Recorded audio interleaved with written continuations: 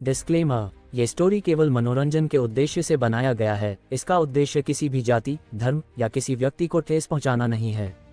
इसमें दर्शाए गए सभी पात्र, घटना, स्थान लेखक द्वारा लिखी गई लिखकीय कल्पना है और इसे गंभीरता से न लें। धन्यवाद। स्टोरी पसंद आए तो लाइक, शेयर और हमारे टेलीग्राम को ज्वाइन जरूर करें। राहुल शर्मा और हिना गुप्ता के चुप रहने पर विकास मेहता ने मन ही मन ठहाका लगाया, सोचकर कि वे उसकी बातों पर विचार कर रहे हैं। उसने कहा, मेरी इंटरनेट कंपनी को लोगों की कमी है।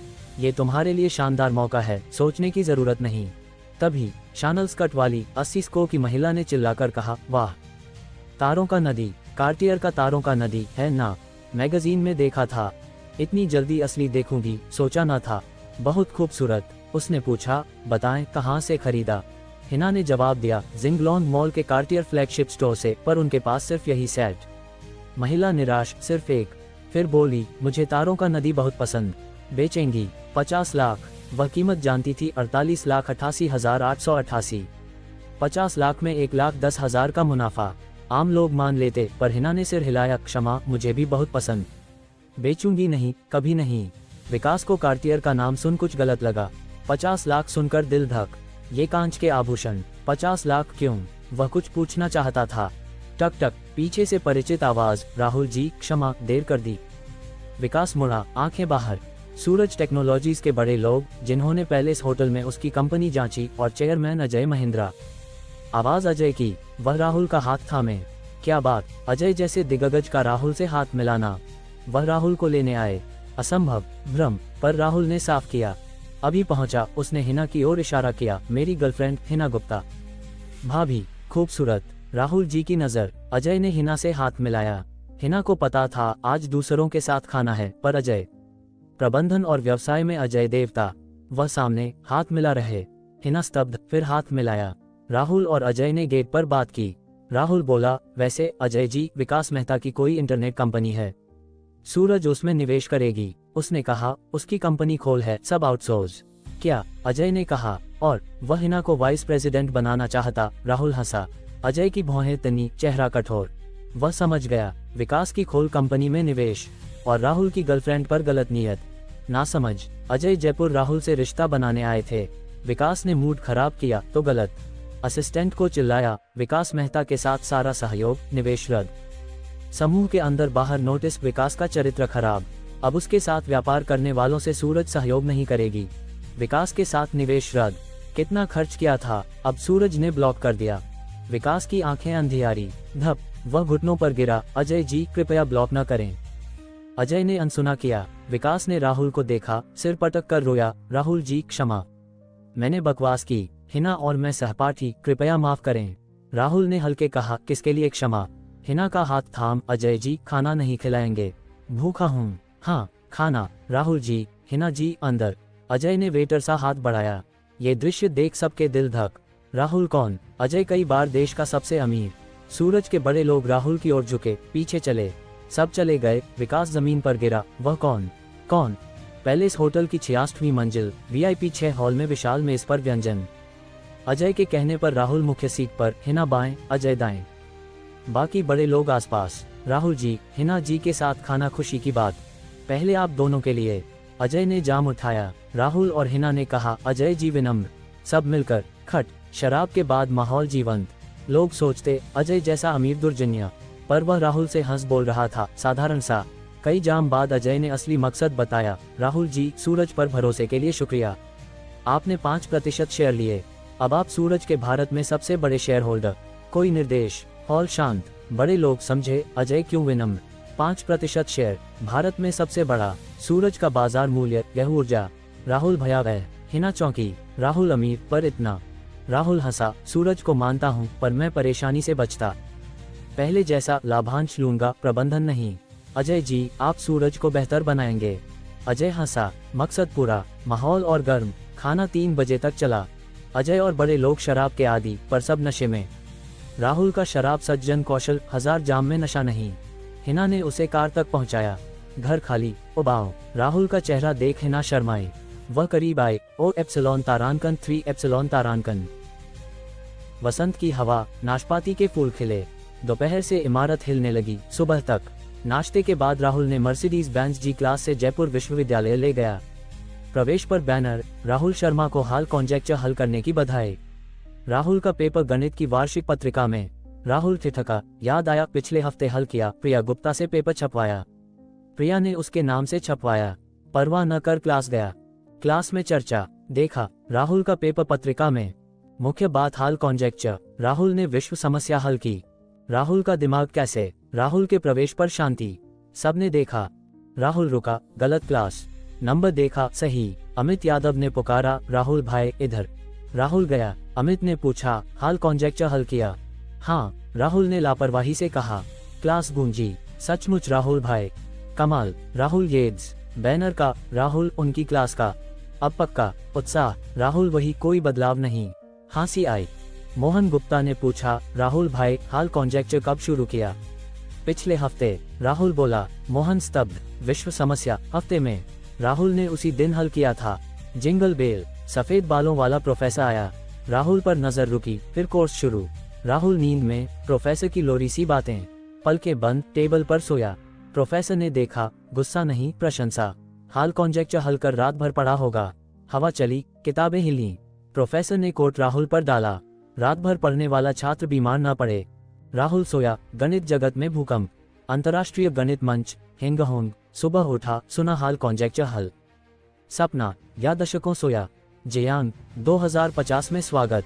मेंगशेन, मैं और गुरु बरसों से पढ़ रहे, थोड़ी प्रगति, अब हल। हैप्पी, पेपर पढ़ा। गोल्डफिश, कुछ पेज, दंग। हुआन, दंग जोड़ 1। लियांग, राहुल ने जो और ट्विन प्राइम हल किया था।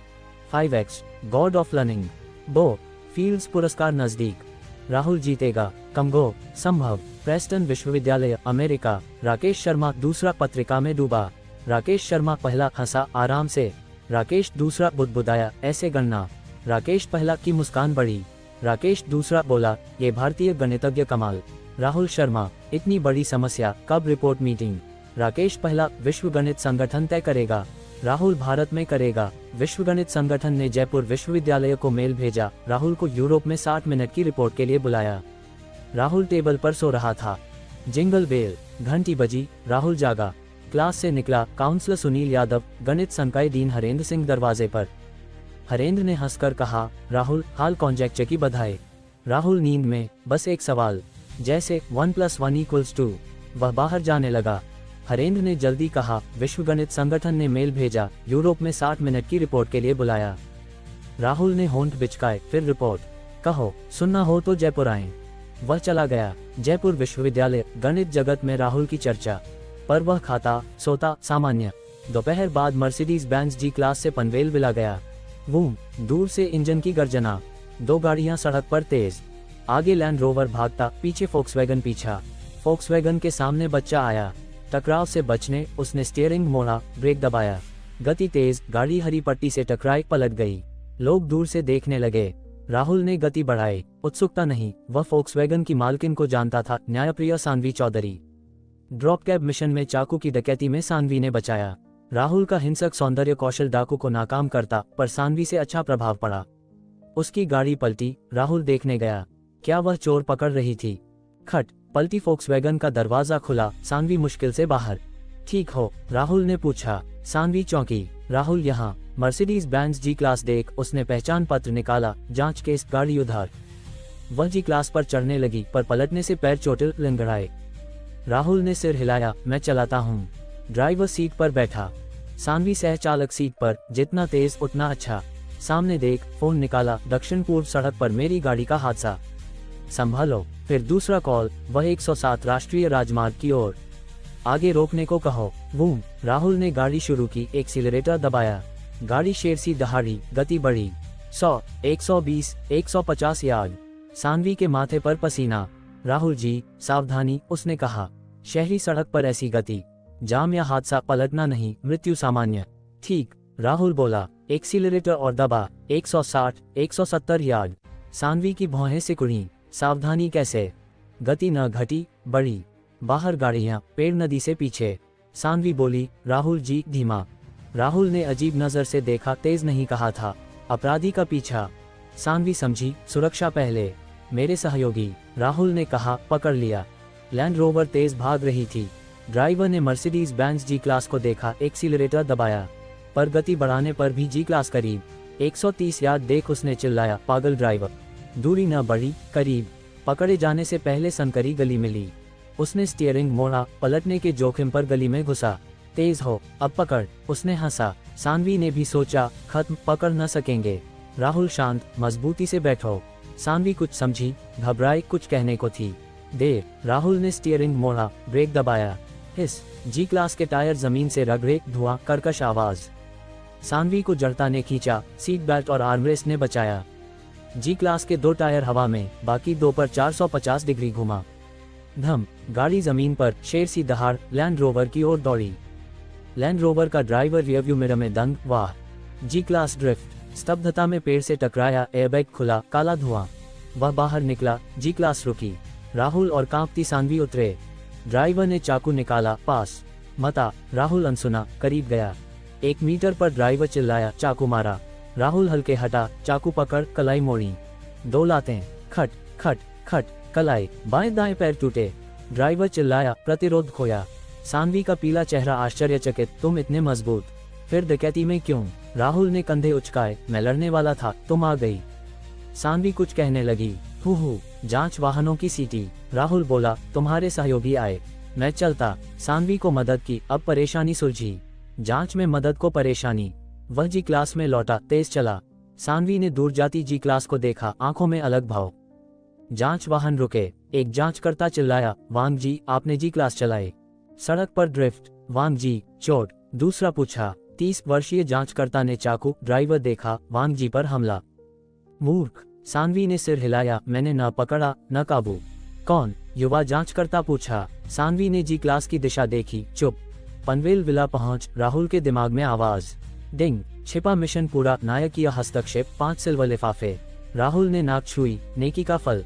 रुककर देखें, कितनी अच्छी खबर। 5 सिल्वर लिफाफे लें। डिंग। 5 लाख रुपये। डिंग। 2 लाख रुपये। डिंग। हाउटिंग जयपुरा कॉलोनी। डिंग। 3 लाख रुपये। डिंग। 9 लाख रुपये। कुल 19 लाख। हाउटिंग जयपुरा कॉलोनी। 19 लाख की परवाह न की। हाउटिंग जयपुरा कॉलोनी। बिलबोर्ड पर देखा, शहर के केंद्र में नई कॉलोनी। एक बार मदद, 19 लाख और कॉलोनी। ठीक। शायद अच्छे कर्मों का फल था कि उस रात राहुल शर्मा गहरी और सुकून भरी नींद में डूबा रहा। अगली सुबह जब उसकी आंख खुली तो सूरज आसमान में चमक रहा था। उसने फोन उठाया, स्क्रीन पर एक मैसेज चमक रहा था। रात के 12 बजे भारतीय स्टेट बैंक में 75,20,014 रुपये जमा हुए। राहुल ने मैसेज बंद किया और समय देखा, 10 बजे। अरे, क्लास तो शुरू हो चुकी होगी। ठीक है, आज छोड़ देते हैं। उसने अपने प्रोफेसर सुनील यादव को एक मैसेज भेजा। जयपुर विश्वविद्यालय में राहुल को विशेष छूट प्राप्त थी, खासकर तब से जब उसने एक जटिल गणितीय सिद्धांत को सुलझाया था। सुनील ने तुरंत जवाब दिया, ठीक है, कोई बात नहीं।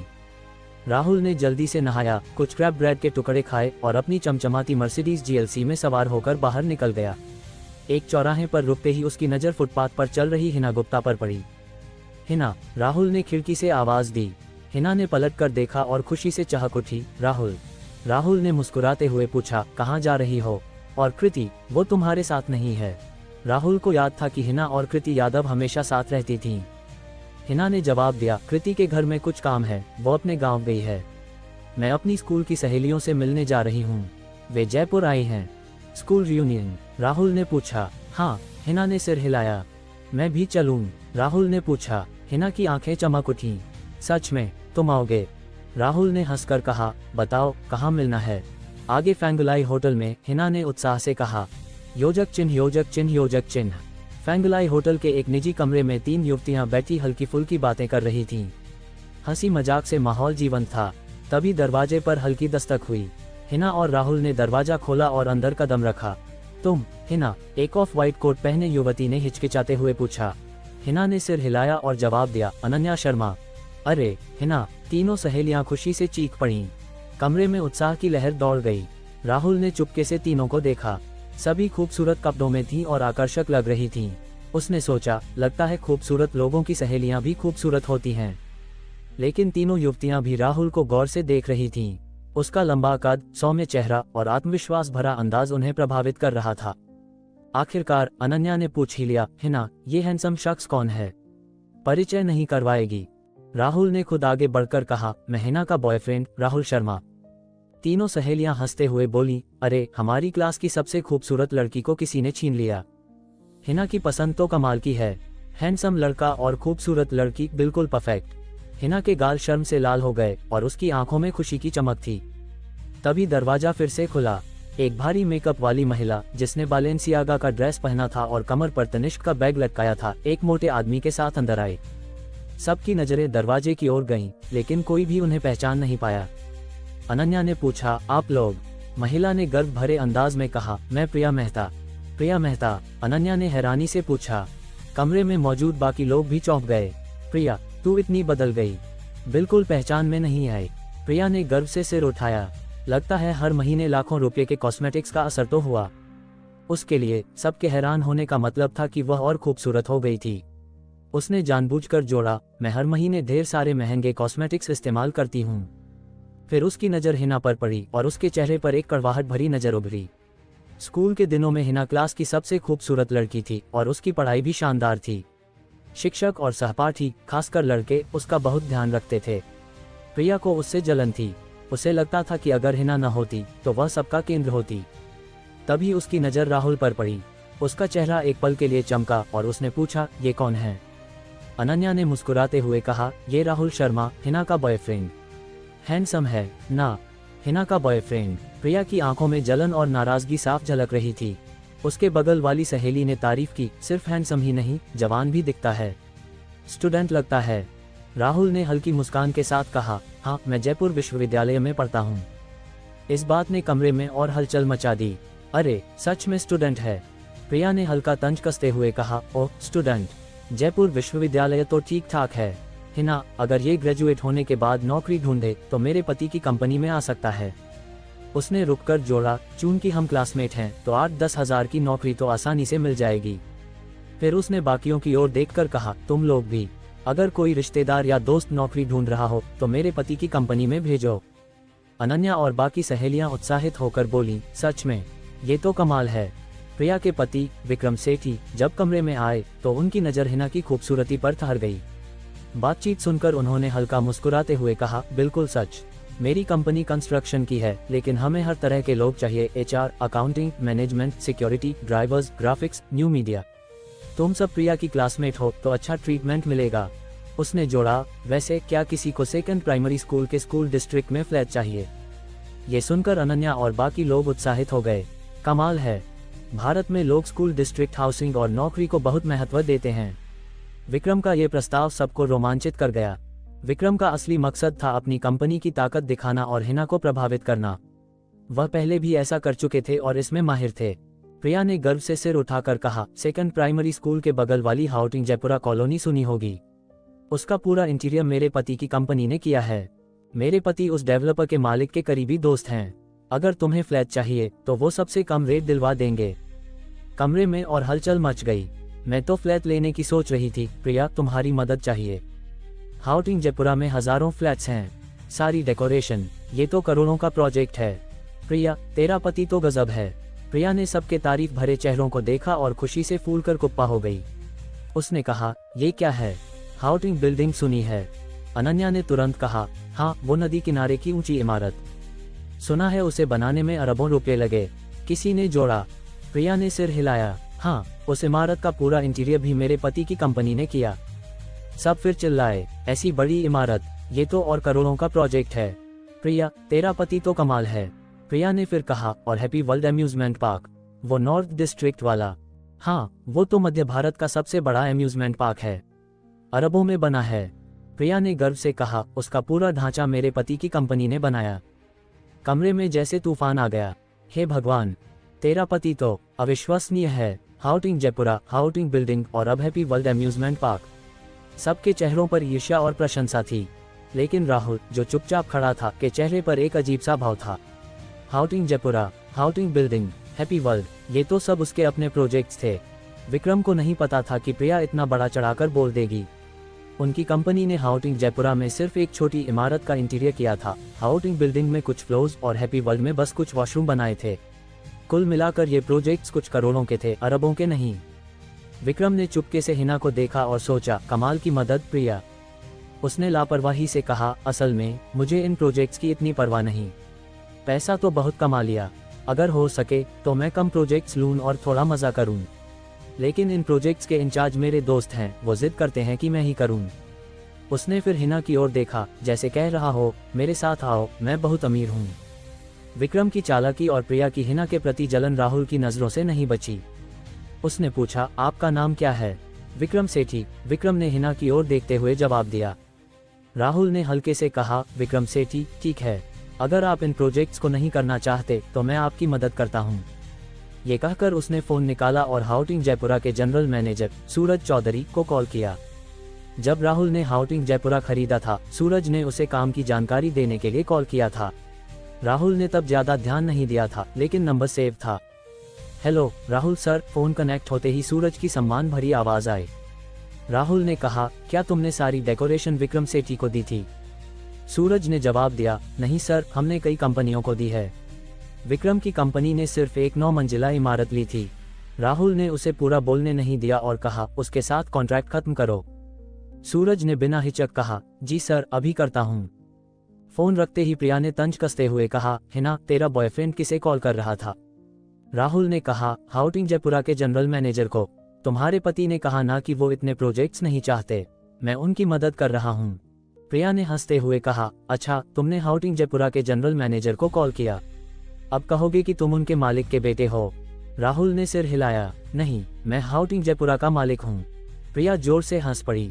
हिना, तेरा बॉयफ्रेंड तो मज़ेदार है, कहता है उसने जनरल मैनेजर को कॉल किया और वो हाउटिंग जयपुरा का मालिक है। हाँ हाँ।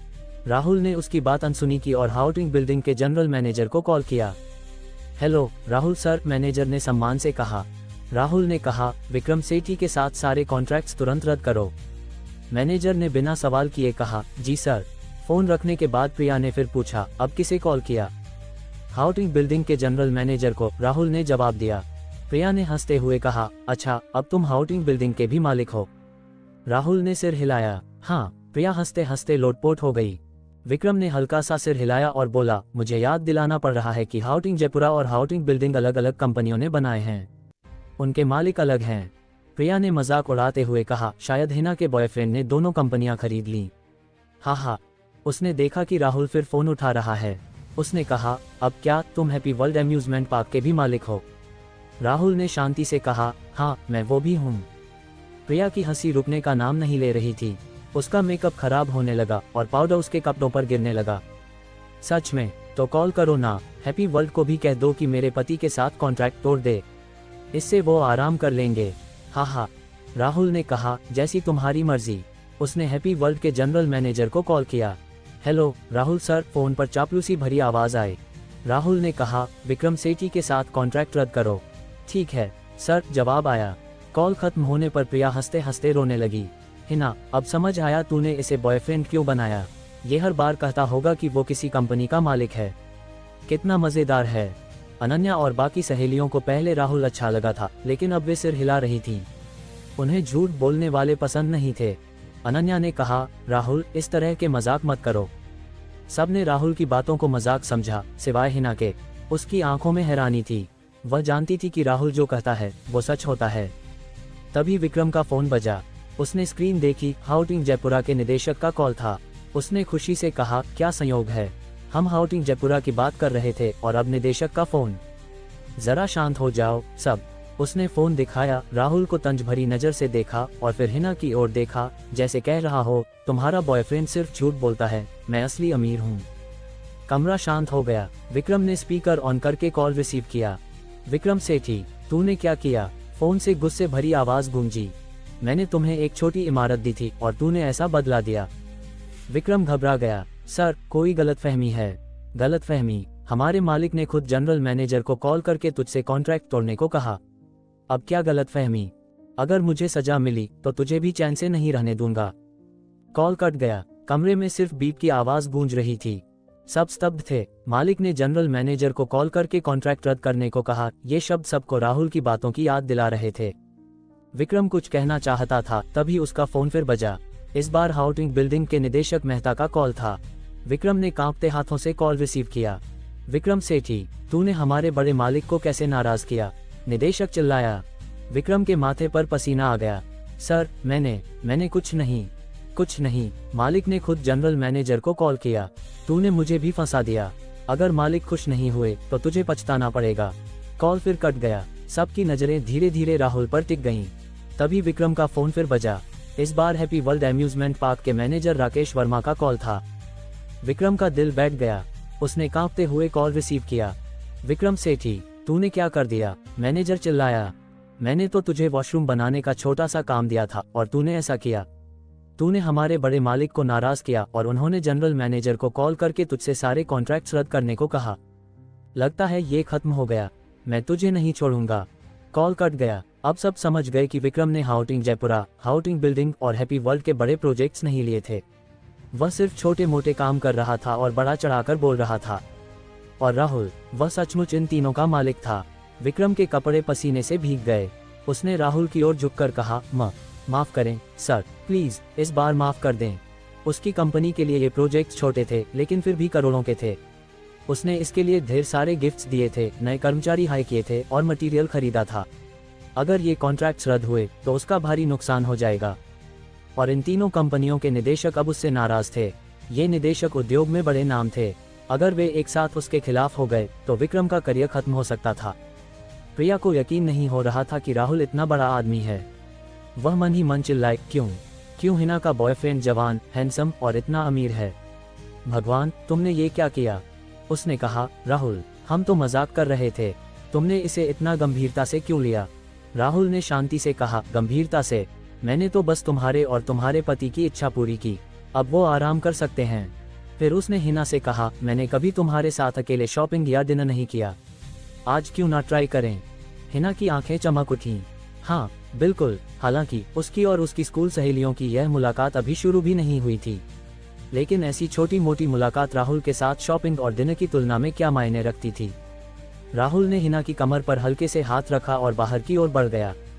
प्रिया ने घबराते हुए कहा, हिना, हमारी मुलाकात तो अभी शुरू भी नहीं हुई। हम स्कूल की सहेलियां हैं, तुम्हें मेरी मदद करनी चाहिए। लेकिन हिना ने उसकी ओर देखा भी नहीं। वह राहुल के साथ धीरे धीरे बाहर निकल गई। वास्तव में हिना को इस मुलाकात की ज्यादा परवाह नहीं थी। स्कूल में उसका इन सहेलियों से कोई खास रिश्ता नहीं था और अब तो वे लगभग अजनबी हो चुकी थीं। और प्रिया को राहुल के लिए मनाने की बात, हिना ऐसा कभी नहीं करेगी। राहुल जो तय करता था वह उसका साथ देती थी, खासकर जब प्रिया ने राहुल का मजाक उड़ाया था। राहुल का मजाक उड़ाना, इसके लिए कीमत चुकानी पड़ती है। राहुल और हिना जल्दी ही कमरे से बाहर निकल गए और सबकी नजरों से ओझल हो गए। तभी विक्रम का फोन फिर बजा। बॉस, बड़ी मुसीबत हो गई। हमारे सारे पुराने क्लाइंट्स ने हमें प्रोजेक्ट से निकाल दिया और ईंट, सीमेंट, रेत के सप्लायर्स सारे पैसे मांगने आ गए। विक्रम का शरीर ढीला पड़ गया। उसका फोन जमीन पर गिर गया और वह कुर्सी पर ढेर हो गया। उसका चेहरा सफेद पड़ गया। सब खत्म हो गया। योजक चिन्ह, योजक चिन्ह, योजक चिन्ह। राहुल और हिना ने इस बात पर जरा भी ध्यान नहीं दिया। जैसे ही राहुल अपनी मर्सिडीज GLC में बैठा, उसका फोन हल्का सा वाइब्रेट हुआ। दोपहर के 12 बज रहे थे। उसके फोन पर एक नोटिफिकेशन आया, लकी ड्रॉ। राहुल ने कुछ बार स्क्रीन टैप की। बधाई, आपको 5 रुपये मिले। बधाई, आपको 1999 रुपये मिले। बधाई, आपको 55 रुपये मिले। बधाई, आपको 18,888 रुपये मिले। कुल मिलाकर 51,331 रुपये। राहुल ने फोन जेब में रखा और गाड़ी मालवीय मॉल की ओर बढ़ा दी। उस दिन राहुल ने हिना के लिए ढेर सारे कपड़े, जूते और कॉस्मेटिक्स खरीदे, जिनकी कीमत 13,98,000 रुपये थी। रास्ते में एक मिनी 4S स्टोर से गुजरते हुए उसने हिना के लिए 4,70,000 रुपये की मिनी कार खरीदी। पहले भी राहुल हिना के लिए कार खरीदना चाहता था, लेकिन हिना ने कहा था कि वह और कृति एक कार शेयर कर लेते हैं। लेकिन आज जैसे मौकों पर जब कृति बाहर थी, हिना को परेशानी होती थी। शाम को राहुल और हिना जयपुर के एक 2 स्टार मिशेलिन रेस्तरां में गए। उन्होंने premium foie gras, M5 wagyu, caviar tart, cheese snails और एक बोतल रोमानी कॉन्टी ऑर्डर की। डिनर की कीमत सिर्फ 43,320 रुपये थी, लेकिन रेस्तरां की हल्की रोशनी, फ्रेंच खिड़कियों से दिखता शहर का नज़ारा और हिना की मुस्कान ने उस पल को बेहद खास बना दिया। उस रात राहुल और हिना जयपुर शहर के एक शानदार होटल में रुके। चांदनी हिना के चेहरे पर पड़ रही थी, जिससे वह और भी खूबसूरत लग रही थी। हिना की बॉडी गर्म होने लगी। उसका चेहरा धीरे धीरे लाल हो गया। अगले 2 दिन राहुल शर्मा सुबह सुबह जयपुर विश्वविद्यालय जाता। वहां वह कक्षाएं सुनता, कभी कभी झपकी लेता और दोपहर का खाना खाता। उसका जीवन सादा और शांत था। आज स्कूल से लौटने के बाद राहुल अपने पनवेल विला में पहुंचा। उसने सोफे पर बैठकर कुछ देर फोन चलाया। अचानक उसे कुछ याद आया और वह बुदबुदाया, लगता है मैंने काफी दिनों से अपनी विशेष चाय के पेड़ को पानी नहीं दिया। ये कहकर वह उठा और त्यानहु झील के किनारे की ओर बढ़ा, जहां उसने चाय का पेड़ लगाया था। अगले ही पल वह ठिठक गया। उसने चाय का पेड़ सिर्फ 2 हफ्ते पहले लगाया था, लेकिन अब ज्यादातर पेड़ उसकी कमर तक ऊंचे हो चुके थे। हरे भरे पत्तों से भरे वे झील के किनारे एक हरे समंदर की तरह दिख रहे थे। जब हल्की हवा चली तो एक ताजगी भरी खुशबू हवा में तैरने लगी। राहुल का मन शांत और हल्का हो गया। सिर्फ खुशबू ही इतनी शानदार थी तो पानी में उबालकर बनाई गई चाय कितनी स्वादिष्ट होगी। ये सोचकर राहुल ने जल्दी से कुछ पत्तियां तोड़ी, उन्हें धोया और चाय भूनने लगा। उसके हाथ तेजी से चल रहे थे, कुशल, सटीक और प्रवाहमय। अगर कोई चाय भूनने वाला वहां होता तो वह आश्चर्य से मुंह खोलकर रह जाता। चाय भूनना एक कला है, लेकिन राहुल ने इस कला को पूर्णता तक पहुंचा दिया था। 10 साल तक चाय भूनने वाला कोई उस्ताद भी उसका मुकाबला नहीं कर सकता था। और राहुल, वह तो सिर्फ 20 साल का था। क्या उसने चलना शुरू करते ही चाय भूनना शुरू कर दिया था? यह अविश्वसनीय था। वास्तव में राहुल का ये कौशल असामान्य नहीं था। उसके पास विशेषज्ञ स्तर का चाय समारोह अनुभव था, जिसके कारण चाय भूनना उसके लिए आसान था। लगभग 1 घंटे बाद राहुल के सामने मुड़ी हुई चाय की पत्तियों का ढेर तैयार था। उसने कुछ पत्तियां चुनी और चाय बनाने लगा। जल्द ही एक ताजगी भरी चाय की खुशबू पूरे विला में फैल गई। राहुल ने बेसब्री से कप गर्म किया, पानी डाला, चाय धोई और फिर एक घूंट लिया। ताज़ा, सुगंधित और मन को शांत करने वाला स्वाद। चाय पीते ही राहुल को लगा जैसे उसकी आत्मा धुल गई हो। उसकी सारी थकान और बेचैनी गायब हो गई। वह बरबस चिल्ला उठा, कमाल की चाय। फिर उसने कई बड़े गिलास पी डाले। ये चाय निश्चित रूप से उम्र बढ़ा सकती है। राहुल ने और ढेर सारी पत्तियां तोड़ी और घर पर भूनना शुरू किया। सामान्य चाय अगर रात को पी जाए तो नींद उड़ सकती है, लेकिन यह विशेष चाय उल्टा असर करती थी। उस रात राहुल सामान्य से भी ज्यादा आराम से सोया। अगले दिन दोपहर का खाना खाने के बाद राहुल ने रात को भूनी गई चाय का एक बड़ा डिब्बा लिया, अपनी मर्सिडीज GLC में सवार हुआ और शहर की ओर चल पड़ा। अच्छी चीजें सबसे पहले माता पिता को देनी चाहिए। राहुल ने हाईवे पर तेजी से गाड़ी दौड़ाई और करीब 1 घंटे में अपने घर के दरवाजे पर था। जैसे ही वह गाड़ी से उतरा, दूर से एक उत्साहित आवाज गूंजी, भैया तुम कब आए? राहुल को देखे बिना ही पता था कि यह उसकी छोटी बहन रिया शर्मा की आवाज थी। हाँ, कुछ सामान लाया हूँ। तू अभी आई है, चल इसे ले जाने में मदद कर, राहुल ने कहा। उसने गाड़ी की डिक्की में रखे बड़े डिब्बे की ओर इशारा किया। रिया ने विरोध करते हुए कहा, भैया मैं तुम्हारी बहन हूँ, एक लड़की। क्या तुम्हें मुझसे इतना बड़ा डिब्बा उठवाने का दिल है? राहुल ने मजाकिया लहजे में कहा, और ये तेरे ही भले के लिए है। देख, तेरा चेहरा तो नुकीला होता जा रहा है। कुछ उठा, थोड़ा व्यायाम कर, चेहरा गोल मटोल हो जाएगा। कितना अच्छा लगेगा। ये कहते हुए उसने रिया के गालों को हल्के से खींचा और सिर हिलाकर कहा, सच में बहुत नुकीला हो गया। रिया ने नाराजगी भरे अंदाज में कहा, भैया। लेकिन फिर भी उसने डिब्बा उठा लिया। अरे ये तो ज्यादा भारी नहीं है? रिया ने उत्सुकता से पूछा। भैया इसमें क्या है? Face mask. उसकी आंखें चमक उठीं। राहुल जवाब देने ही वाला था कि सामने से उसकी माँ सावित्री शर्मा की खुश भरी आवाज गूंजी, राहुल तू आ गया? हाँ माँ, राहुल ने मुस्कुराते हुए कहा। बगल में डिब्बा पकड़े रिया ने कहा, माँ मैं भी हूँ। बेडरूम से राहुल के पिता रमेश शर्मा बाहर आए। रिया तू इतना बड़ा डिब्बा क्यों पकड़े है? फिर उन्होंने राहुल को डांटते हुए कहा, राहुल तू रिया की मदद नहीं कर सकता, तू उसका भाई है। ये कहते हुए वे डिब्बा लेने आगे बढ़े, लेकिन राहुल ने तेजी से डिब्बा रिया से ले लिया। बेटे का धर्म है कि माता पिता को मेहनत न करनी पड़े। रिया ने अपनी ठुड्डी उठाई और राहुल को विजेता की तरह मुस्कुरा कर देखा, मानो कोई छोटा हंस जीत गया हो।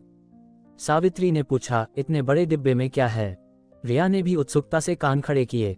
राहुल ने जवाब दिया, इसमें चाय है, इसका स्वाद बहुत अच्छा है। रिया के चेहरे पर निराशा छा गई। उसने मुंह बनाते हुए कहा, चाय में क्या खास है? रमेश की आंखें चमक उठीं। सच में? तो मुझे जरूर चखना होगा। ये कहते हुए उन्होंने डिब्बा खोला, कुछ चाय पत्तियां निकाली और केतली में उबलते पानी के साथ डाल दी। वाह! तुरंत ही एक तीव्र ताजगी भरी खुशबू पूरे कमरे में फैल गई। रिया, जिसे चाय से कोई खास लगाव नहीं था, ने भी नाक सिकोड़कर खुशबू सूंघी और चुपके से लारने ली। रमेश ने बेसब्री से एक गिलास भरा। गुर्र! चाय गले से उतरी और एक अनोखी ताजगी उनके मन में समा गई। उस पल रमेश को लगा जैसे वह 10 साल जवान हो गया हो। वह हरे भरे जंगलों में था, जहाँ नदियाँ बह रही थीं, पौधे लहलहा रहे थे और हल्की हवा चल रही थी। सब कुछ इतना ताज़ा और प्राकृतिक था। राहुल ने अपनी माँ के लिए एक कप चाय डाली। माँ, तुम भी चखो। सावित्री पहले ही खुशबू से आकर्षित हो चुकी थीं। उन्होंने कप लिया और एक घूंट पिया। उनके चेहरे पर तुरंत एक आनंदमयी भाव उभर आया। रिया ने अपने माता पिता को इतना मगन देखा तो जल्दी से एक कप ढूंढ लाए। भैया, मुझे भी दे दो, मैं भी पीना चाहती हूँ। राहुल ने हंसकर कहा, तुझे तो चाय पसंद नहीं थी। रिया ने नखरे दिखाते हुए कहा, भैया अब मुझे चाहिए। राहुल ने हंसते हुए सिर हिलाया और उसे एक कप चाय दी। सावधान, जल न जाए। गुर्र गुर्र, रिया ने बिना परवाह किए चाय गटकी और उत्साह से चिल्लाई, कितनी स्वादिष्ट है। फिर उसने कप बढ़ाया। भैया, और चाहिए। परिवार ने घर में चाय पी और बातें की। माहौल हल्का और गर्मजोशी भरा था। तभी रिया को कुछ याद आया। वैसे भैया, क्या तुमने वो गणित का सिद्धांत सुलझाया था? उसने ये खबर आज फोन पर देखी थी, लेकिन खबर में सिर्फ स्कूल और नाम था, कोई तस्वीर नहीं। रिया आज राहुल को कॉल करने वाली थी, लेकिन अब वह आमने सामने पूछ सकती थी। राहुल ने जवाब दिया, हाँ। रिया की आंखें गोल हो गईं। वाह, गजब। सावित्री ने दांतते हुए कहा, रिया, लड़की हो, जरा बोलने का ध्यान रख। रिया ने कहा, माँ, ये वो सिद्धांत है, दुनिया की अनसुलझी पहेली। तो भी बोलने का ध्यान रख। तुझे शादी करनी है कि नहीं?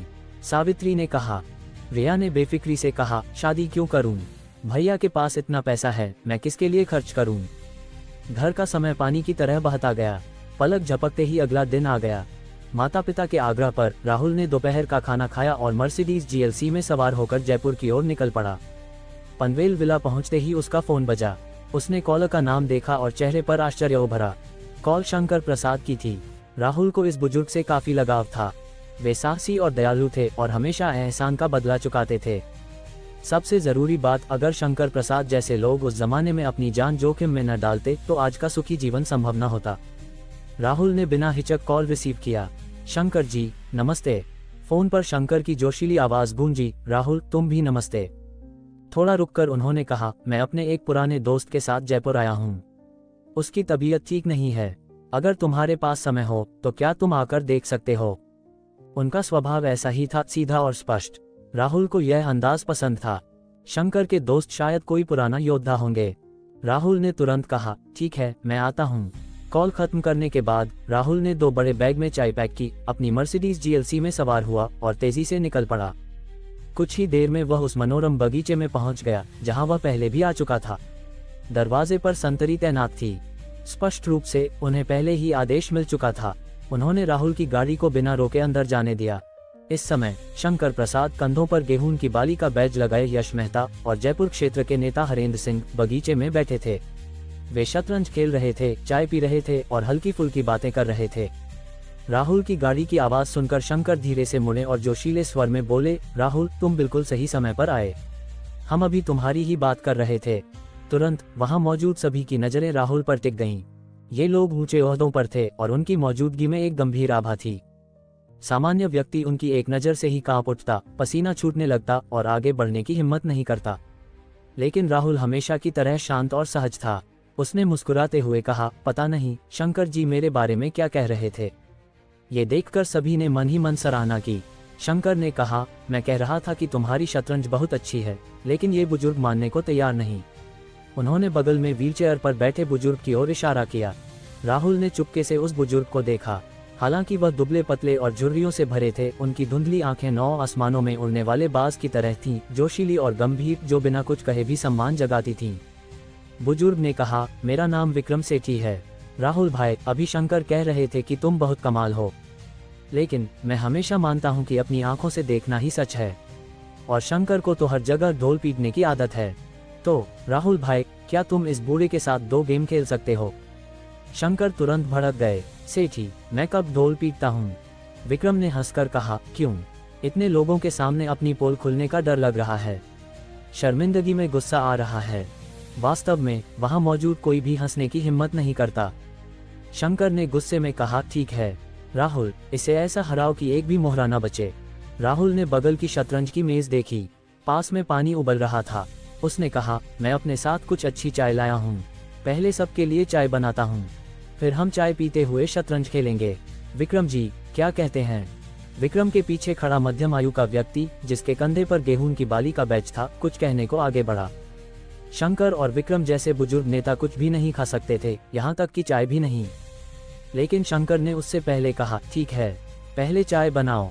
फिर उन्होंने विक्रम से कहा, मैं बताना भूल गया, राहुल की चाय कला भी उस्तादों वाली है। विक्रम ने आश्चर्य से कहा, सच में?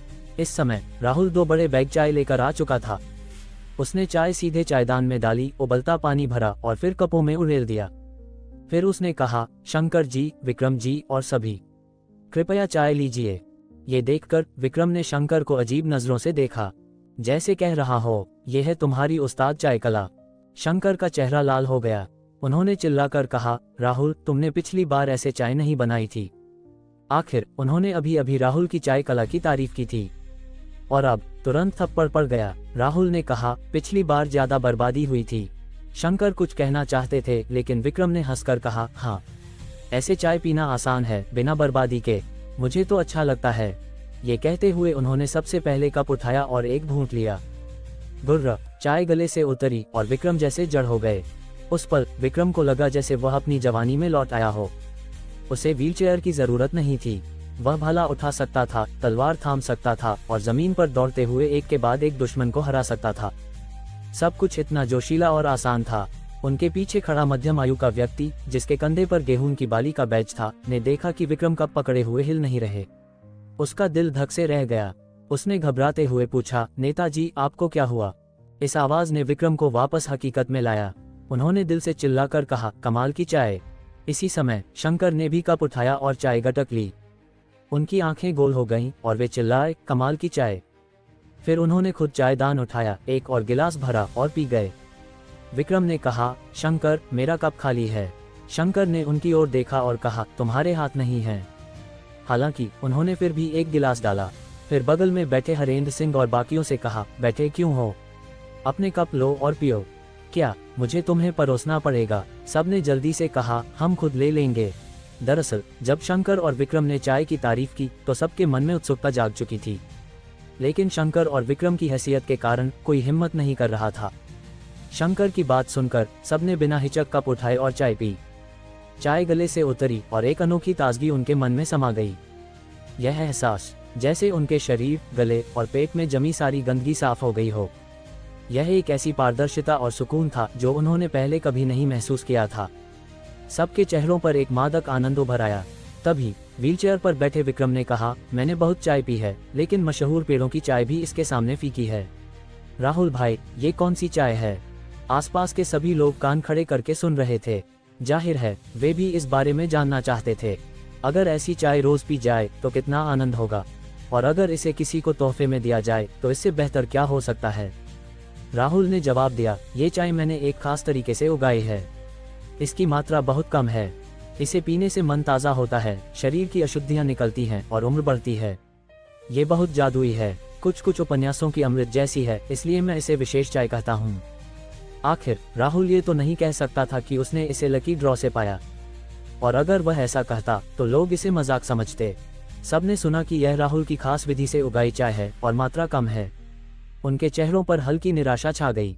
तोहफे की बात तो दूर, खुद पीने के लिए भी शायद न मिले। विक्रम ने कहा, इस चाय में इतना जादू है। विशेष चाय, अच्छा नाम है।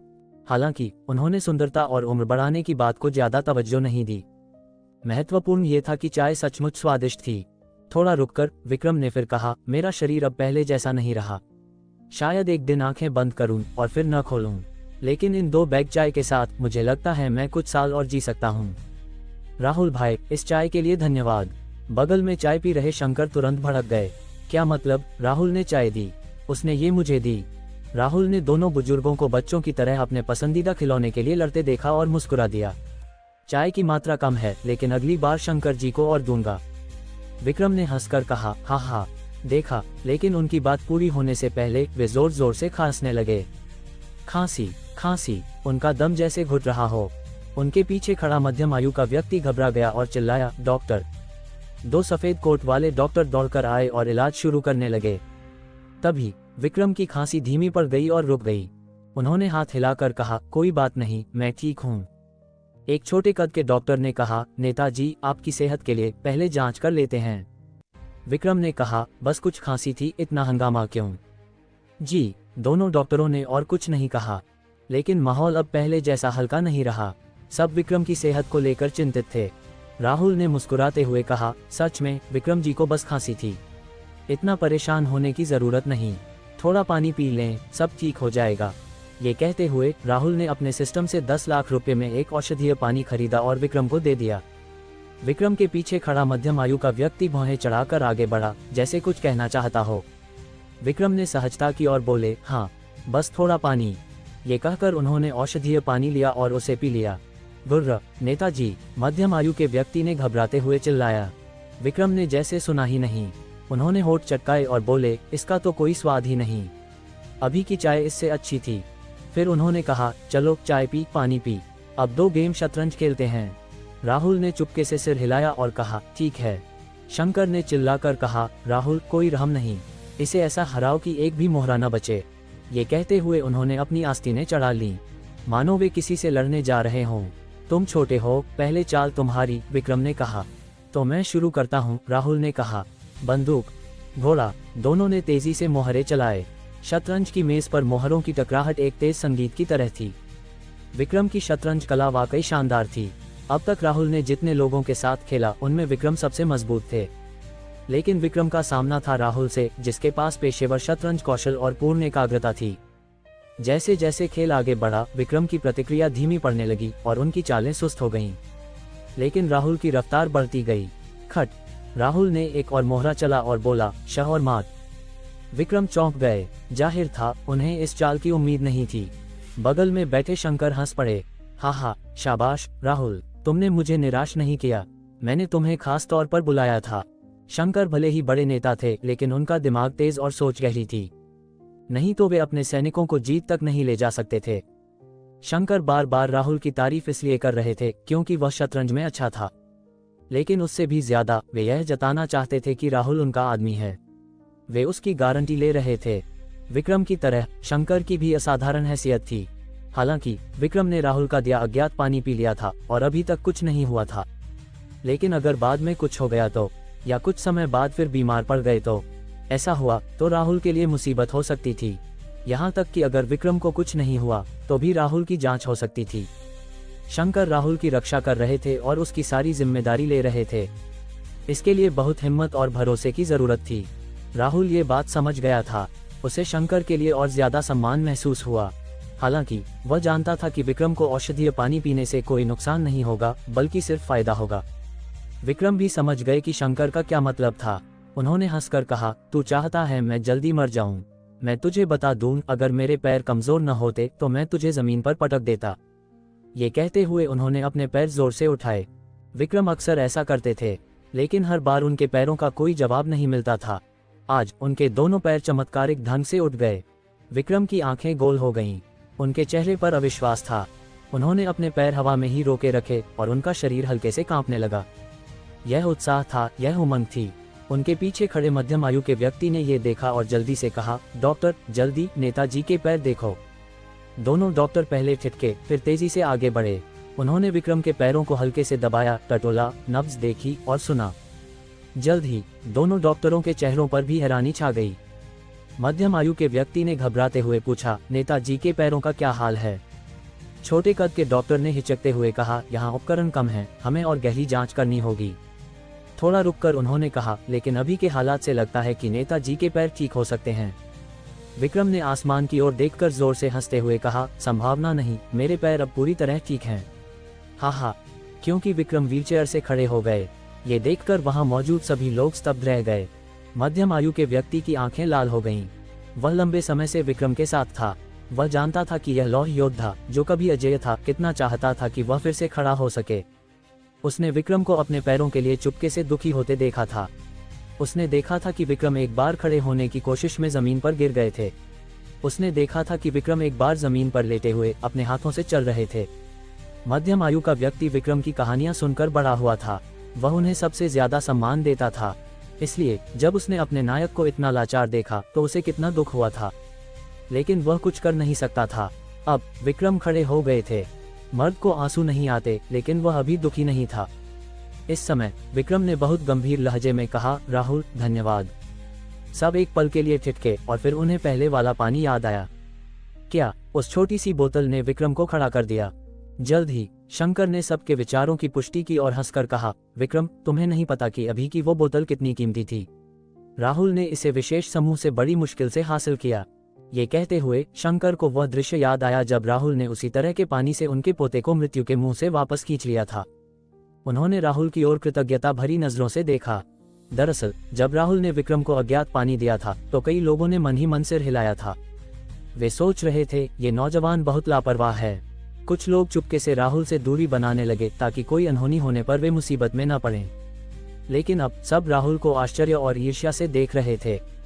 आश्चर्य इस बात का कि राहुल उस रहस्यमयी समूह से था। ईर्ष्या इस बात की कि राहुल ने विक्रम को खड़ा कर दिया। भविष्य में उसे जरूर बड़ा फायदा मिलेगा। विक्रम कुछ देर तक खड़े रहे, फिर उन्हें व्हीलचेयर पर बैठना पड़ा।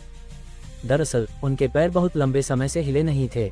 ये भी औषधीय पानी का कमाल था, वरना वे जीवन भर खड़े नहीं हो सकते थे। फिर दोनों डॉक्टरों के आग्रह पर विक्रम की विस्तृत जांच हुई। जांच के परिणाम ने सबको चौंका दिया। विक्रम के मृत हो चुके पैर पूरी तरह ठीक हो गए थे। बस कुछ पुनर्वास व्यायाम करने थे और वे सामान्य लोगों की तरह चल सकेंगे। और उनके शरीर के जो डेटा पहले असामान्य थे वे अब पूरी तरह सामान्य हो गए थे। यह एक चमत्कार था, एक सीज की जी। योजक चिन्ह योजक चिन्ह योजक चिन्ह। सूरज ढल रहा था। लाल सूरज ने पूरे आसमान को रंग बिरंगी रोशनी से रंग दिया था, जैसे कोई खिलता हुआ फूल, चमकदार और सुंदर। बगीचे की बड़ी मेज पर 20 से ज्यादा स्वादिष्ट व्यंजन सजे थे। शंकर और विक्रम के आग्रह पर राहुल को सबसे ऊंची कुर्सी पर बिठाया गया। राहुल, मैं तुम्हें पहला जाम देता हूँ, शंकर ने गिलास उठाकर कहा। विक्रम तुरंत चिल्लाए, शंकर तू क्या कर रहा है? पहला जाम तो मुझे देना चाहिए। इसने मुझे फिर से खड़ा किया। ये कहते हुए उन्होंने भी गिलास उठा लिया। शंकर ने हार नहीं मानी। इसने तुझे खड़ा किया, लेकिन इसने मेरे पोते की जान बचाई। पहला जाम मेरा होगा। शंकर और विक्रम आज के कुछ गिने चुने बचे हुए महान नेता थे। अगर किसी को इनमें से किसी का जाम मिल जाए, बल्कि जाम तो दूर, इनके साथ में इस पर शराब पीने का मौका मिल जाए, तो वह खुशी से पागल हो जाए और जिंदगी भर इसका ढोल पीटे। लेकिन अब शंकर और विक्रम राहुल को जाम देने के लिए आपस में झगड़ रहे थे। वहां मौजूद सभी लोग, जिनमें जयपुर क्षेत्र के नेता और गेहूं की बाली बैच वाले कई लोग शामिल थे, राहुल को ईर्ष्या भरी नजरों से देख रहे थे। अगले कुछ दिन राहुल शर्मा सुबह जयपुर विश्वविद्यालय जाता। बाकी समय वह अक्सर विक्रम सेठी और शंकर प्रसाद के निमंत्रण पर उनके छोटे से बगीचे में शतरंज खेलने जाता। उसके दिन आरामदायक और हल्के फुल्के थे। कई दिनों की देखभाल के बाद विक्रम अब आसानी से खड़े हो सकते थे और कुछ कदम चल सकते थे। उनका स्वास्थ्य दिन ब दिन बेहतर हो रहा था। उनका चेहरा लालिमा से चमक रहा था और वे अक्सर हंसते रहते थे। डिंग, तभी राहुल का फोन हल्का सा वाइब्रेट हुआ। प्रिया गुप्ता का मैसेज था। प्रिया, मेरे दादाजी का जन्मदिन है, क्या मैं तुम्हें 2 दिन के लिए शशि ले जा सकती हूँ? ये पढ़कर राहुल ने बिना हिचक जवाब दिया। राहुल, ठीक है, मैं तुम्हें अभी लेने आऊँ। प्रिया, नहीं, मैं पहले से ही शशि में हूँ। राहुल ने चुपके से सिर हिलाया। अब समझ आया कि प्रिया पिछले कुछ दिनों से कक्षाएं क्यों नहीं ले रही थी।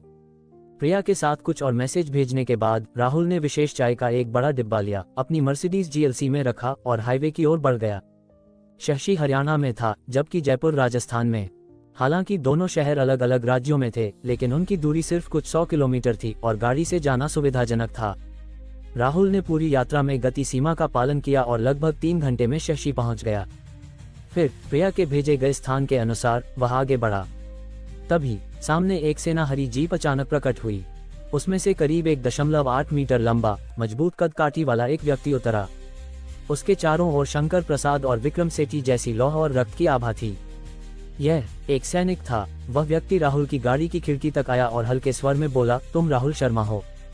हाँ, मैं हूँ। और तुम? राहुल ने हैरानी से पूछा। मैं प्रिया का दूसरा भाई रवि गुप्ता, रवि ने कहा। प्रिया का दूसरा भाई? तो क्या वह राहुल का साला था? राहुल ने मुस्कुराकर कहा, नमस्ते भाई। रवि ने भौहें चढ़ाई और कहा, मेरे पीछे चलो, रास्ता मत भटकना। उसका लहजा अच्छा नहीं था, लेकिन राहुल को गुस्सा नहीं आया। आखिर प्रिया जैसी खूबसूरत लड़की को उसने ही अपने साथ जोड़ा था। अगर रिया का कोई बॉयफ्रेंड होता तो राहुल भी शायद उसे अच्छा व्यवहार न देता। ये कहकर रवि अपनी जीप में लौट गया। फिर उसने एक्सीलेटर पर जोर से पैर मारा और गाड़ी किसी दहाड़ते जंगली जानवर की तरह आगे बढ़ी। अगर तुम मेरे गुप्ता परिवार के दरवाजे में घुसना चाहते हो तो पहले मेरी रफ्तार का पीछा करके दिखाओ। ये कहते हुए रवि ने रियरव्यू मिरर में देखा, जैसे जानना चाहता हो कि उसने राहुल को कितना पीछे छोड़ दिया। लेकिन अगले ही पल रवि थोड़ा चौंक गया, क्योंकि राहुल की मर्सिडीज GLC ठीक उसके पीछे थी। लगता है ड्राइविंग अच्छी है, लेकिन अब क्या? ये कहकर रवि ने और जोर से एक्सीलेटर दबाया। धूम! जीप की रफ्तार और बढ़ गई। लेकिन जब उसने फिर रियरव्यू मिरर देखा तो राहुल अभी भी ठीक पीछे था। दोनों गाड़ियों के बीच की दूरी पहले जैसी ही थी, जरा भी बदलाव नहीं। ये कैसे हो सकता है? रवि गंभीर हो गया। वह बार बार गति बढ़ाता रहा, लेकिन राहुल की मर्सिडीज GLC मानो रवि की जीप से एक हो गई हो, हमेशा बराबर पीछे रही। धूम! क्योंकि रवि लगातार गति बढ़ा रहा था और अक्सर रियरव्यू मिरर देख रहा था, एक तीखे मोड़ पर उसने ध्यान नहीं दिया कि सामने एक गाड़ी खराब होकर रुकी थी और दूसरी गाड़ियां रास्ता ले रही थीं। रवि का चेहरा बदल गया। टक्कर से बचने के लिए उसने स्टीयरिंग व्हील जोर से मोड़ा, जिससे जीप सड़क के बगल की खाई में जा गिरी। गाड़ी का अगला हिस्सा चट्टान से टकराया और काला धुआं उठने लगा। ची! राहुल ने तेजी से प्रतिक्रिया दी। गाड़ी का अगला हिस्सा मोड़ा, आसानी से ट्रैफिक से बचा और जीप के बगल में रुक गया। धूम! रवि शर्मिंदगी के साथ गाड़ी से उतरा। जब उसने राहुल को अपने बगल में खड़ा देखा तो उसका चेहरा और गहरा पड़ गया। वह अपनी बेहतरीन ड्राइविंग से राहुल को पीछे छोड़ना चाहता था, ताकि उसे सबक सिखाए और समझाए कि उसकी बहन से शादी करना इतना आसान नहीं। लेकिन क्या हुआ? न केवल वह राहुल को पीछे नहीं छोड़ सका, बल्कि उसकी गाड़ी का एक्सीडेंट हो गया। यह बहुत शर्मनाक था। राहुल ने कहा, भाई, मैं किसी को बुलाकर गाड़ी ठीक करवाता हूँ। नहीं, बाद में कोई देख लेगा, रवि ने कहा। डिंग! तभी रवि की जेब में फोन वाइब्रेट हुआ। उसने मैसेज देखा, भौहें चढ़ाईं और धीरे धीरे टहलने लगा। राहुल ने कहा, मेरी गाड़ी में चलो, पहले घर पहुंचते हैं। हालांकि रवि को राहुल के साथ एक गाड़ी में बैठना पसंद नहीं था। यह क्या था? क्या वह सीधे राहुल के सामने हार मान रहा था?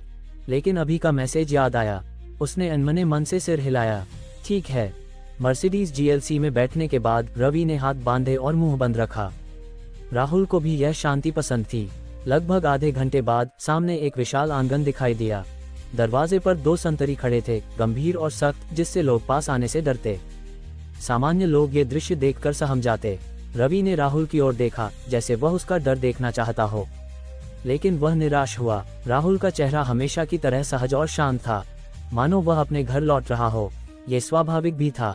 आखिर राहुल इन दिनों अक्सर शंकर प्रसाद और विक्रम सेठी के बगीचे में जाता था।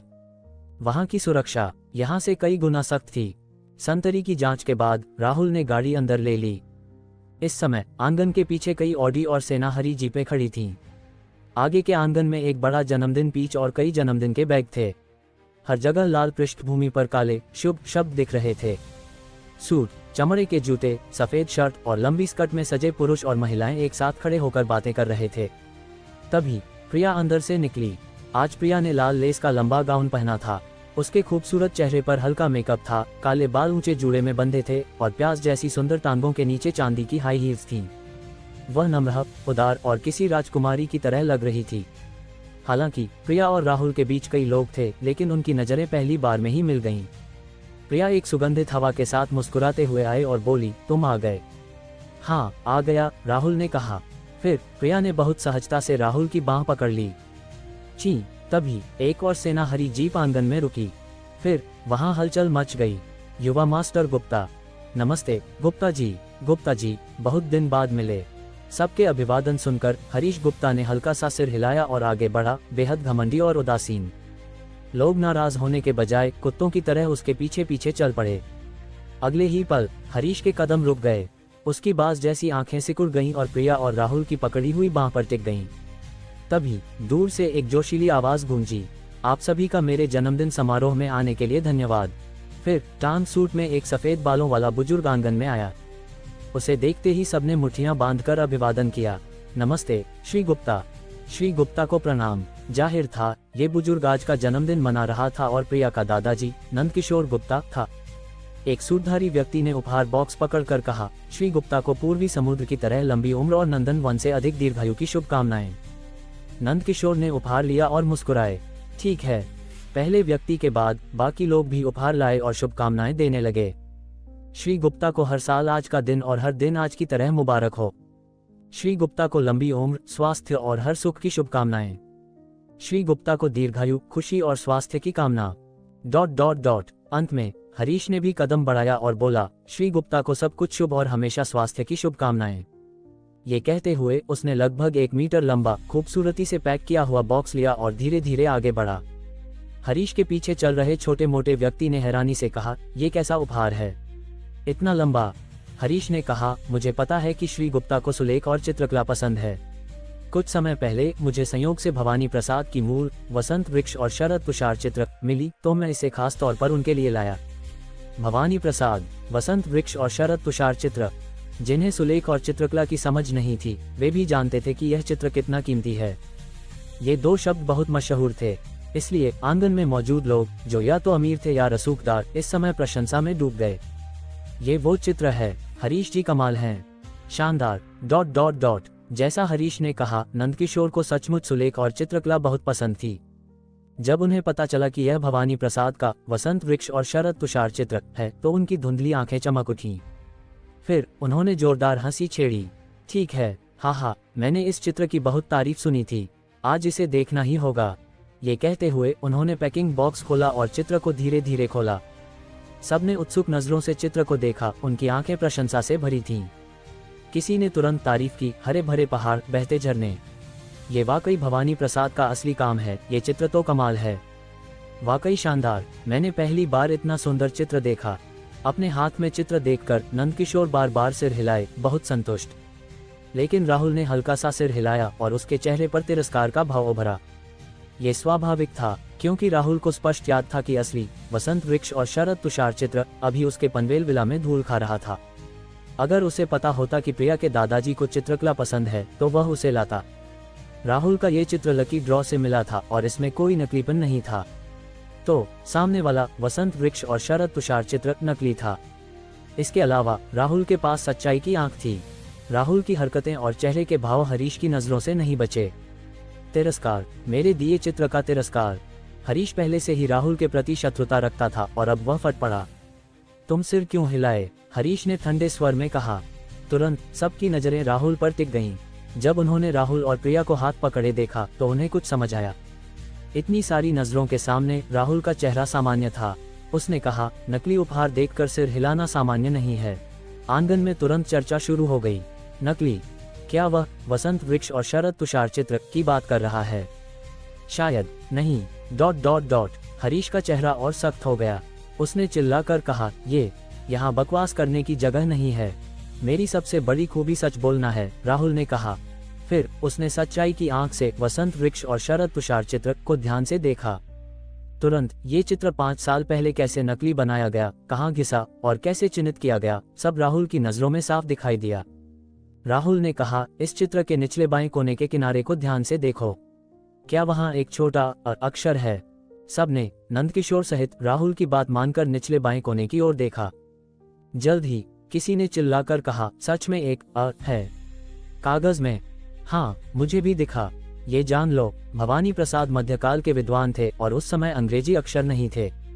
इस चित्र की सत्यता तुरंत स्पष्ट हो गई। हरीश का चेहरा तुरंत बदसूरत हो गया। उसे हमेशा से लगता था कि यह असली चित्र है, वरना वह इसे नंदकिशोर के जन्मदिन का उपहार नहीं लाता। हरीश ने गहरी सांस ली और खुद को शांत करने की कोशिश की। फिर बोला, श्री गुप्ता, मुझे इसका पता नहीं चला। मुझे खेद है कि मैं नकली चित्र लाया। मैं बाद में आपको दूसरा जन्मदिन उपहार दूंगा। नंदकिशोर ने हाथ हिलाकर कहा, माफी मांगने की जरूरत नहीं, तुम भी धोखा खा गए। वैसे भी मुझे ये चित्र पसंद है, और ये भवानी प्रसाद का असली है या नहीं, इससे कोई फर्क नहीं पड़ता। ये कहते हुए उन्होंने चित्र को धीरे से बॉक्स में वापस रखा। हालांकि उन्होंने ऐसा कहा, लेकिन इस चित्र के प्रति उनका उत्साह पहले जैसा नहीं था। हरीश के पीछे खड़ा छोटा मोटा व्यक्ति, जिसकी आंखें चालाकी से घूम रही थीं, बोला, क्या तुम मेरी बहन प्रिया का दोस्त हो? पता नहीं तुमने आज दादाजी के लिए क्या उपहार लाया। वह तैयार था, अगर राहुल का उपहार जरा भी कमजोर हुआ तो वह उसका मजाक उड़ाकर हरीश को खुश करेगा। राहुल ने ज्यादा कुछ नहीं कहा। उसने मर्सिडीज GLC खोली और डिक्की से चाय का बड़ा डिब्बा निकाला। श्री गुप्ता को सौभाग्य, स्वास्थ्य और लंबी उम्र की शुभकामनाएं।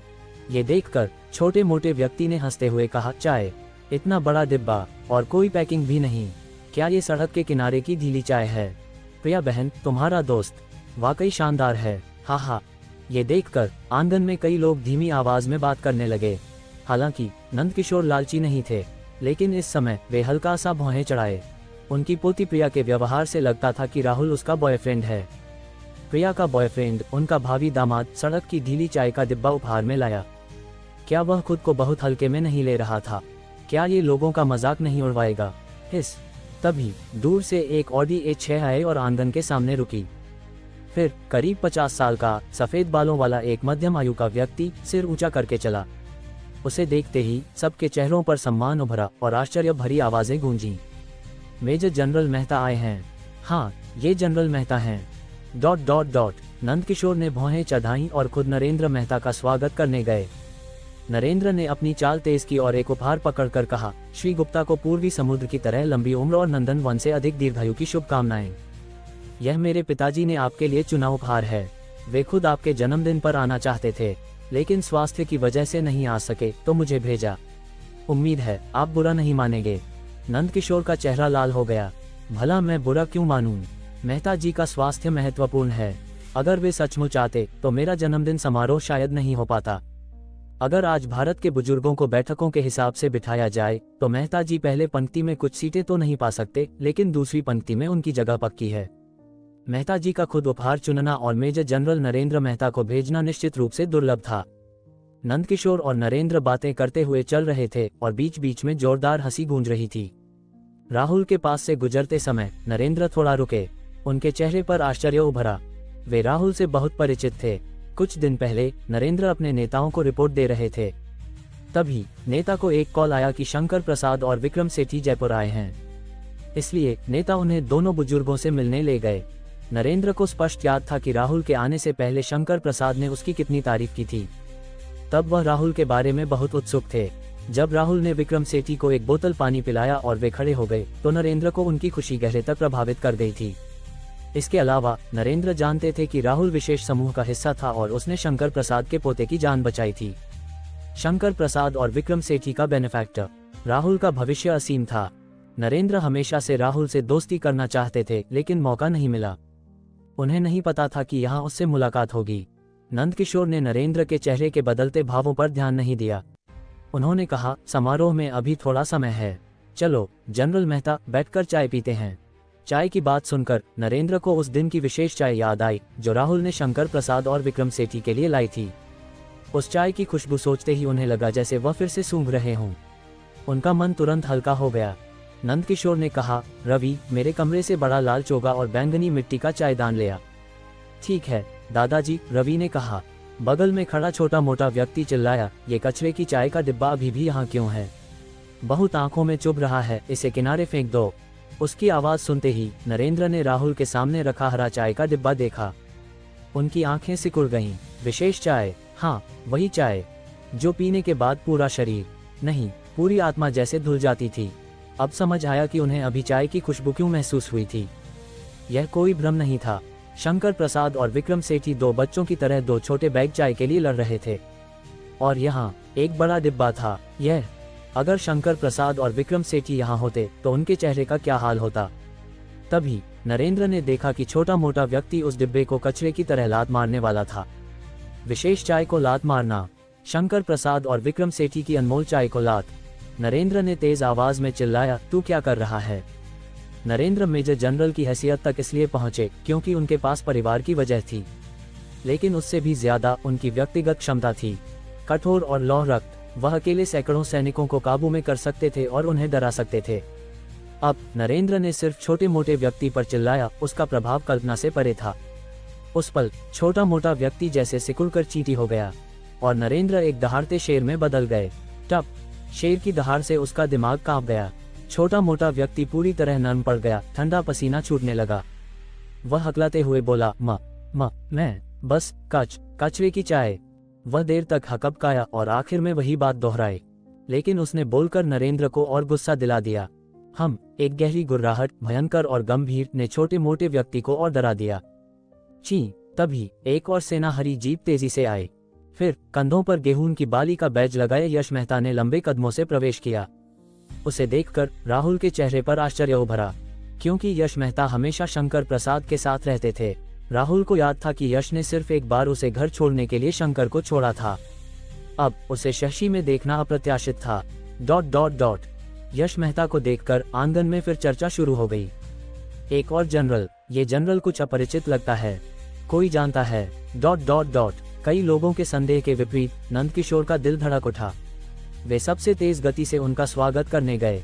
यश मेहता कौन थे? दुनिया में कई जनरल थे, इससे भी ज्यादा वे शंकर प्रसाद के मुख्य सुरक्षा अधिकारी थे। शंकर प्रसाद कौन थे? अगर भारत के बुजुर्गों को बैठकों के हिसाब से बिठाया जाए तो शंकर प्रसाद निश्चित रूप से पहली पंक्ति की कुछ सीटों पर बैठ सकते थे। कुछ हद तक यश मेहता शंकर प्रसाद का प्रतिनिधित्व कर सकते थे। ये नंदकिशोर को कैसे उत्साहित न करता, और यश मेहता की बातों ने नंदकिशोर को और खुश कर दिया। उन्होंने गंभीर स्वर में कहा, नेता शंकर प्रसाद और नेता विक्रम सेठी ने मुझे श्री गुप्ता को जन्मदिन की शुभकामनाएं और अच्छे स्वास्थ्य की कामना करने को कहा है। न केवल शंकर प्रसाद बल्कि विक्रम सेठी भी उन्हें जन्मदिन की बधाई दे रहे थे। ये जान लो, विक्रम सेठी भी उन गिने चुने भारतीय बुजुर्गों में से थे जो पहली पंक्ति में बैठ सकते थे। यश मेहता की बात सुनकर नंदकिशोर का चेहरा खुशी से लाल हो गया और उनकी सांसें तेज हो गईं। वास्तव में न केवल नंदकिशोर उत्साहित थे, पूरा आंगन उबल पड़ा। वहां मौजूद ज्यादातर लोगों का खून गर्म था, इसीलिए सब जानते थे कि शंकर प्रसाद और विक्रम सेठी का असली मतलब क्या था। वे भारत के दो स्तंभ थे। अब उन्होंने व्यक्तिगत रूप से किसी को जन्मदिन की बधाई देने भेजा। ये कितना बड़ा सम्मान था। कुछ लोग मन ही मन सोच रहे थे, क्या गुप्ता परिवार ने इन दोनों बुजुर्गों से रिश्ता जोड़ लिया है? अगर ऐसा है तो गुप्ता परिवार शायद तुरंत आसमान छू लेगा। लेकिन उन्हें नहीं पता था कि शंकर प्रसाद और विक्रम सेठी ने यश मेहता को जन्मदिन की बधाई देने सिर्फ इसलिए भेजा क्योंकि कुछ समय पहले शंकर ने राहुल को कॉल किया था। वे चाहते थे कि राहुल बगीचे में शतरंज खेलने आए, लेकिन राहुल ने कहा कि वह शशि जा रहा है क्योंकि उसकी गर्लफ्रेंड प्रिया के दादाजी का 80वां जन्मदिन है। अगर निजी स्वार्थ की बात करें तो राहुल का औषधीय पानी और विशेष चाय इतने कीमती थे कि उसके साथ नजदीकी बनाना जरूरी था। अगर कृतज्ञता की बात करें तो राहुल ने न केवल शंकर प्रसाद के पोते की जान बचाई बल्कि विक्रम सेठी को खड़ा भी किया। उनके साथ गहरी दोस्ती जरूरी थी, इसलिए शंकर प्रसाद और विक्रम सेठी ने तुरंत फैसला किया कि वे राहुल की गर्लफ्रेंड प्रिया के दादाजी को जन्मदिन की बधाई देंगे। लेकिन उनकी हैसियत के कारण अचानक शशि जाना संभव नहीं था। सुरक्षा की गारंटी नहीं थी। पिछली बार जब शंकर प्रसाद ने राहुल के दादाजी के जन्मदिन पर लखनऊ में बधाई दी थी तब बहुत पहले से व्यवस्था की गई थी। तब जयपुर क्षेत्र, जयपुर शहर और लखनऊ के कई नेताओं ने साथ दिया था, तभी यह संभव हुआ था। वे मरने से नहीं डरते थे। मजाक, गोलियों की बरसात और तोपों के सामने उन्होंने कभी भौं नहीं चढ़ाई। ये पूरी तरह नियमों की वजह से था। वे सिर्फ अपनी जिंदगी का प्रतिनिधित्व नहीं करते थे। इसलिए शंकर प्रसाद और विक्रम सेठी ने यश मेहता को जन्मदिन की बधाई देने भेजा। ... नंदकिशोर को यह सब नहीं पता था। यश मेहता की बात सुनकर वे खुशी से कांप उठे और बोले, दोनों नेताओं का धन्यवाद, बहुत बहुत धन्यवाद। फिर उन्होंने जल्दी से पूछा, दोनों नेताओं का स्वास्थ्य ठीक है ना? यश मेहता ने सिर हिलाया। सब ठीक है, यह अच्छा है, बहुत अच्छा, नंदकिशोर ने खुशी से कहा। फिर यश मेहता ने 2 सुलेख निकाले और बोले, ये शंकर प्रसाद और विक्रम सेठी की ओर से बधाई उपहार है। शंकर प्रसाद और विक्रम सेठी का सुलेख, ये कितना बड़ा सम्मान था। यहाँ तक कि अगर हरीश का दिया वसंत वृक्ष और शरद तुषार चित्र भवानी प्रसाद का असली होता तो भी यह इन 2 सुलेखों की तुलना में कुछ नहीं था। नंदकिशोर की धुंधली आंखें उत्साह से धुंधला गईं। उन्होंने कहा, धन्यवाद, दोनों नेताओं का धन्यवाद। फिर उन्होंने बहुत सावधानी और सम्मान से सुलेख लिए। इस समय यश मेहता ने थोड़ी दूर खड़े राहुल और नरेंद्र मेहता को देखा और सीधे उनकी ओर बढ़े। पास आते ही एक खास खुशबू उनके मुंह और नाक में घुसी। यह विशेष चाय की खुशबू थी जो यश मेहता इन दिनों अक्सर सूंघते थे। जल्द ही उनकी नज़र राहुल और उसके बगल के विशेष चाय के बड़े डिब्बे पर पड़ी और उस पैर पर जो उस डिब्बे को लगभग गिराने वाला था। यश मेहता अच्छी तरह जानते थे कि शंकर प्रसाद और विक्रम सेठी के लिए विशेष चाय कितनी कीमती थी। वे तो इसे सोते वक्त भी पकड़ना चाहते थे और अब इसे सामान्य कचरे की तरह लात मारने वाला था। यश मेहता ने तेज आवाज में चिल्लाया, अपना गंदा पैर हटा। अगर नरेंद्र मेहता एक दहाड़ता शेर थे तो यश मेहता आसमान में उड़ता ड्रैगन था। छोटा मोटा व्यक्ति डर के मारे जमीन पर गिर पड़ा और चाय का डिब्बा आखिरकार सुरक्षित रहा। ये देखकर यश मेहता ने हल्का सा गुर्राया और फिर उनकी नज़र फिर राहुल पर टिकी। उन्होंने हल्का सा सिर हिलाया। हालांकि दोनों ने कोई बात नहीं की, लेकिन ये हल्का सा सिर हिलाना दिखाता था कि वे एक दूसरे को जानते थे। नंदकिशोर का दिल थोड़ा कांप गया। ये राहुल, क्या वह छात्र नहीं था? वह यश मेहता को कैसे जानता था? लगता है वह उतना साधारण नहीं है जितना उन्होंने सोचा था। टटट, इस समय रवि बैंगनी मिट्टी का चायदान और लाल चोगा ले आया। नंदकिशोर ने गला साफ किया और बोले, जनरल यश और जनरल नरेंद्र, कृपया बैठें और चाय पिएं। नरेंद्र और यश दोनों को राहुल की लाई विशेष चाय बहुत पसंद थी। उत्सुकता में नंदकिशोर ने लाल चोगे से चाय नहीं बनाई, बल्कि उस डिब्बे की ढीली चाय का इस्तेमाल किया।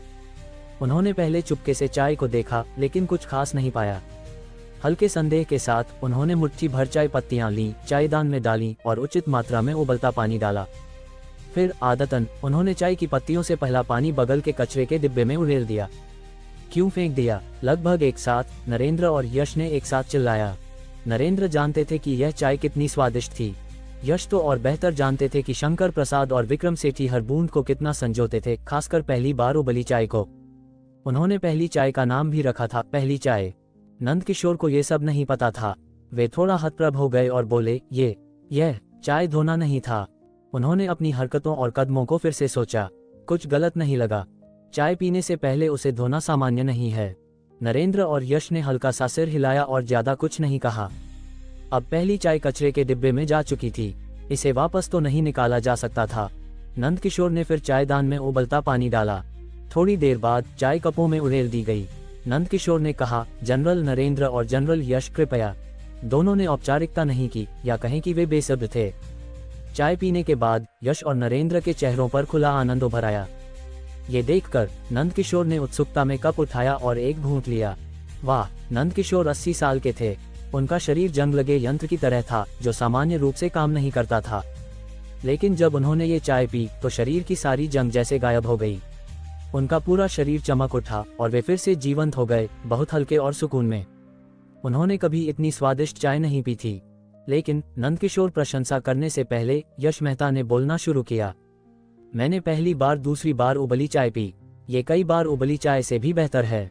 फिर यश ने बगल के विशेष चाय के बड़े डिब्बे को देखा और राहुल से कहा, जब दोनों नेताओं को पता चला कि तुम्हारी गर्लफ्रेंड के दादाजी का जन्मदिन है तो वे खुद बधाई देने आना चाहते थे, लेकिन समय कम था, व्यवस्था नहीं हो सकी, तो उन्होंने मुझे भेजा।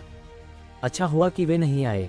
अगर वे आते और यह बड़ा चाय का डिब्बा देखते तो न जाने कितने जलते। इस बात के साथ आंगन में सन्नाटा छा गया। दोनों महान नेता, शंकर प्रसाद और विक्रम सेठी। और वे कौन थे? भारत के दो स्तंभ। लेकिन सबने क्या सुना? ये दोनों विशाल स्तंभ राहुल शर्मा की वजह से एक ऐसा युवक जो मुश्किल से 20 साल का लगता था, उसकी गर्लफ्रेंड के दादाजी के जन्मदिन पर व्यक्तिगत रूप से बधाई देने आना चाहते थे। इस युवक का इतना बड़ा रुतबा, वह आखिर है कौन? नंदकिशोर गुप्ता पहले विशेष चाय की तारीफ करना चाहते थे, लेकिन इस समय वे जैसे जड़ हो गए।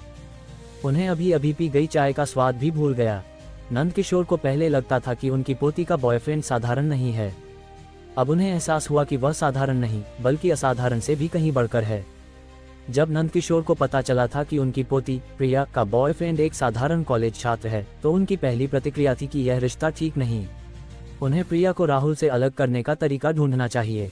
लेकिन अब उन्होंने इस विचार को दिमाग से पूरी तरह निकाल दिया। इसके बजाय वे सोचने लगे कि प्रिया की शादी राहुल से कब होगी और उनके बच्चे कब होंगे। बगल में खड़े रवि गुप्ता भी स्तब्ध थे। उन्होंने क्या सुना? शंकर प्रसाद और विक्रम सेठी जैसे स्तंभ राहुल की वजह से उनके दादाजी को बधाई देने आना चाहते थे, और वह खुद कुछ देर पहले उसे सबक सिखाने की सोच रहा था। यह प्रिया के चेहरे पर आश्चर्य की लहर दौड़ गई। वह जानती थी कि राहुल एक गणितीय प्रतिभा है और बहुत धनवान भी, लेकिन उसे कभी नहीं लगा था कि राहुल का शंकर प्रसाद और विक्रम सेठी से इतना गहरा रिश्ता होगा। शायद वहां मौजूद लोगों में सिर्फ नरेंद्र मेहता का चेहरा थोड़ा सामान्य था। आखिर उन्हें पता था कि राहुल ने शंकर प्रसाद के पोते की जान बचाई थी और विक्रम सेठी को खड़ा किया था। अब शंकर प्रसाद और विक्रम सेठी का राहुल की गर्लफ्रेंड के दादाजी के जन्मदिन पर बधाई देना समझ में आता था, है ना? यश मेहता की बात सुनकर राहुल ने अपनी नाक छुई और मुस्कुराते हुए कहा, शंकर जी और विक्रम जी को जलन की जरूरत नहीं। अब से उनके पास ढेर सारी विशेष चाय होगी। राहुल हमेशा से कृतज्ञ और प्यार करने वाला व्यक्ति था। चूंकि शंकर प्रसाद और विक्रम सेठी ने उसे इतना सम्मान दिया और राहुल को दोनों बुजुर्गों के प्रति वास्तव में अच्छा लगाव था, तो वह उनके साथ कंजूसी क्यों करता? यश मेहता ने गंभीरता से कहा, अगर दोनों नेता ये सुन लें तो बहुत खुश होंगे। फिर राहुल ने सिर उठाकर चारों ओर देखा। जब जमीन से अभी अभी उठा छोटा मोटा व्यक्ति ये देखा कि राहुल उसे देख रहा है, तो वह फिर से जमीन पर गिर पड़ा। उसने अभी क्या मूर्खता की थी। शंकर प्रसाद और विक्रम सेठी जैसे लोग जिसे इतना सम्मान देते थे, उसका वह बार बार मजाक उड़ा रहा था। छोटा मोटा व्यक्ति समझ गया कि वह खत्म हो गया। और हरीश गुप्ता, जो पहले तारों की तरह घिरा था, जब उसने देखा कि राहुल की नज़र उस पर पड़ी, तो उसके माथे और पीठ पर पसीने की बारीक परत छा गई। वह पछतावे से भरा था। वह प्रिया के लिए राहुल से क्यों उलझा, बार बार उससे दुश्मनी दिखाई और उस पर चिल्लाया। इस समय किसी ने नंदकिशोर के पास आकर कहा, दादाजी, जन्मदिन भोज तैयार है। नंदकिशोर ने हल्का सा सिर हिलाया और उनकी नज़र बड़े डिब्बे में रखी विशेष चाय पर पड़ी। अब उनके मन में ढीली चाय के लिए कोई नापसंदगी नहीं थी, बल्कि वे किसी खजाने की खोज करने वाले शिकारी की तरह थे जिसे आखिरकार खजाना मिल गया। उनकी धुंधली आंखें हल्की चमक रही थीं। नंदकिशोर ने गंभीरता से कहा, रवि, इस चाय के डिब्बे को मेरे कमरे में रख दो। कोई इसे बिना इजाजत न छुए। क्या आपने नहीं सुना? शंकर प्रसाद और विक्रम सेठी भी इस चाय के डिब्बे को देखकर जलन करेंगे। इसकी कीमती होने की डिग्री कल्पना से परे थी। जब नंदकिशोर ने देखा कि नरेंद्र मेहता और यश मेहता चाय के डिब्बे को घूर रहे हैं, तो उन्होंने कहा, इसके अलावा बाद में 2 बैग लो और जनरल नरेंद्र और जनरल यश के लिए कुछ चाय डाल दो। नरेंद्र और यश ने ये सुनकर एक खुली मुस्कान दी। आज का जन्मदिन भोज होटल में नहीं, बल्कि परिसर के खुले चौराहे पर था। इस समय चौराहा मेजों से भरा था। वरिष्ठता के हिसाब से राहुल और प्रिया को तीसरी मेज के पीछे बैठना चाहिए था, लेकिन उन्हें पहली मेज पर नंदकिशोर के बगल में बिठाया गया। जन्मदिन का नायक आज का मुख्य पात्र होता है और ध्यान का केंद्र होना चाहिए, लेकिन आज ज्यादा लोग राहुल पर ध्यान दे रहे थे। नंदकिशोर ने यह महसूस किया, लेकिन वे नाराज नहीं हुए, बल्कि वे और खुश थे। भोज पूरे 3 घंटे तक चला, फिर धीरे धीरे खत्म हुआ। आसमान धीरे धीरे अंधेरा हो रहा था। प्रिया और राहुल हरे भरे आंगन में टहल रहे थे। तभी प्रिया अचानक रुकी और मुस्कुराते हुए राहुल को देखने लगी। राहुल असहज होकर बोला, मेरे चेहरे पर कुछ गंदगी है क्या? प्रिया ने सिर हिलाया। नहीं। तो फिर क्या देख रही हो? राहुल ने पूछा। मैं देख रही हूँ कि तुम्हारे पास और कितनी आश्चर्यजनक पहचानें हैं, प्रिया ने कहा। वो तो बहुत हो सकती हैं। पेशेवर रेसर, पेशेवर पियानो वादक, सुलेख विशेषज्ञ, दुनिया का सबसे अमीर आदमी, राहुल ने कहा। प्रिया ने समझदारी से सिर हिलाया। राहुल ने पूछा, तुम्हें यकीन है? प्रिया ने कहा, तुमने कहा है तो ये सच ही होगा। राहुल ने मुस्कुराकर कहा, लेकिन ये सारी पहचानें सबसे महत्वपूर्ण नहीं हैं। प्रिया ने अपनी ड्रैगनफ्लाई की तरह की पलकों को झपकाया और उत्सुक नजरों से राहुल को देखा। राहुल ने हंसकर कहा, सबसे महत्वपूर्ण पहचान है तुम्हारा बॉयफ्रेंड। प्रिया के गाल हल्के से लाल हो गए। वह जयपुर विश्वविद्यालय की गणित प्रोफेसर थी और राहुल की शिक्षिका, लेकिन इस पल वह किसी छोटी बच्ची की तरह थी जिसे अभी अभी मिठाई मिली हो। उसका मुंह और दिल दोनों मीठेपन से भरे थे। चांदनी प्रिया पर पड़ी जैसे किसी दुल्हन का घूंघट। दोनों एक दूसरे को देखते रहे, स्नेह भरी नजरों के साथ, और धीरे धीरे करीब आए। आखिरकार उन्होंने एक दूसरे को गले लगा लिया। योजक चिन्ह, योजक चिन्ह, योजक चिन्ह। अगले दिन राहुल ने गुप्ता परिवार में बहुत स्वादिष्ट नाश्ता किया। वह बहुत संतुष्ट लग रहा था। टटट, तभी दूर से भारी कदमों की आवाज आई। फिर एक मध्यम आयु का व्यक्ति हरीश गुप्ता के साथ सिर ऊंचा करके आया। राहुल को देखते ही उसने अपनी चाल और तेज कर दी। उस व्यक्ति ने राहुल के सामने झुककर कहा, श्री शर्मा, मैं हरीश का पिता रवि गुप्ता। कल मेरा बेटा नासमझी में आपसे टकरा गया। आज मैं उसे आपके सामने माफी मांगने लाया हूँ। ये कहकर उसने बगल में खड़े हरीश की ओर देखकर चिल्लाया, यहाँ खड़े क्या हो? जल्दी श्री शर्मा से माफी मांगो। हरीश ने एक कदम आगे बढ़ाया और हल्का सा झुककर बोला, श्री शर्मा, माफ करें, मैं कल गलत था। हम ऐसे माफी मांगते हैं, नालायक, रवि ने गुस्से में चिल्लाया। साथ ही उसने हरीश के पीछे लात मारी, जिससे वह मुंह के बल जमीन पर गिर पड़ा। उसकी नाक कंक्रीट के फर्श से टकराई और खून की धार बह निकली। वह बेहद दयनीय लग रहा था। रवि ने बिल्कुल रहम नहीं किया, या कहें ये गुस्से भरी लात थी। कल रात जब रवि को जन्मदिन भोज की घटनाओं का पता चला, तो उसने जल्दी से राहुल के बारे में पूछताछ की। तब उसे पता चला कि राहुल ने शंकर प्रसाद के पोते की जान बचाई थी और विक्रम सेठी को खड़ा किया था। ये जान लो, विक्रम सेठी रवि के पुराने नेता थे और उन्होंने रवि को नया जीवन दिया था। अगर विक्रम न होते तो आज का रवि गुप्ता नहीं होता। रवि हमेशा से विक्रम का एहसान चुकाना चाहता था, लेकिन क्या हुआ, उसके बेटे ने उनके बेनिफैक्टर को नाराज कर दिया। ये रवि को कैसे गुस्सा न दिलाता। हरीश को दर्द हो रहा था, लेकिन उसने विरोध की हिम्मत नहीं की। वह हारे हुए कुत्ते की तरह जमीन पर लेटकर सिर पटकता रहा और बोला, श्री शर्मा, माफ करें, माफ करें।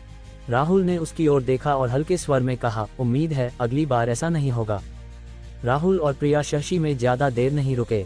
दोपहर का खाना खाने के बाद वे जयपुर विश्वविद्यालय लौट आए। एक नीरस जिंदगी राहुल को बोर कर देती, लेकिन अब जैसी जिंदगी, कभी विला में आराम करना, कभी गाड़ी लेकर घूमना, कभी स्कूल में छात्र जीवन का आनंद लेना, वह उसे मजेदार लगती थी। अरे टावर मुझ पर हमला कर रहा है, मुझे बचाओ। स्किल कैसे डालते हैं? अमित यादव और चिराग गुप्ता अपने फोन पकड़े चिल्ला रहे थे। जब स्क्रीन पर हार शब्द दिखा तो अमित ने चिल्लाकर कहा, अरे वो लुबान बहुत बेकार था और उसने मुझसे शूटर छीना, इसे तो रिपोर्ट करना पड़ेगा। चिराग ने कहा, अंगेला तो और बेकार थी, उसने कभी किसी को कंट्रोल नहीं किया और उसका बड़ा, अरे वो बड़ा था क्या, इसे भी रिपोर्ट करो। दोनों चिल्लाते हुए स्क्रीन पर जोर जोर से क्लिक कर रहे थे, मानो यही उनके गुस्से को निकालने का तरीका हो।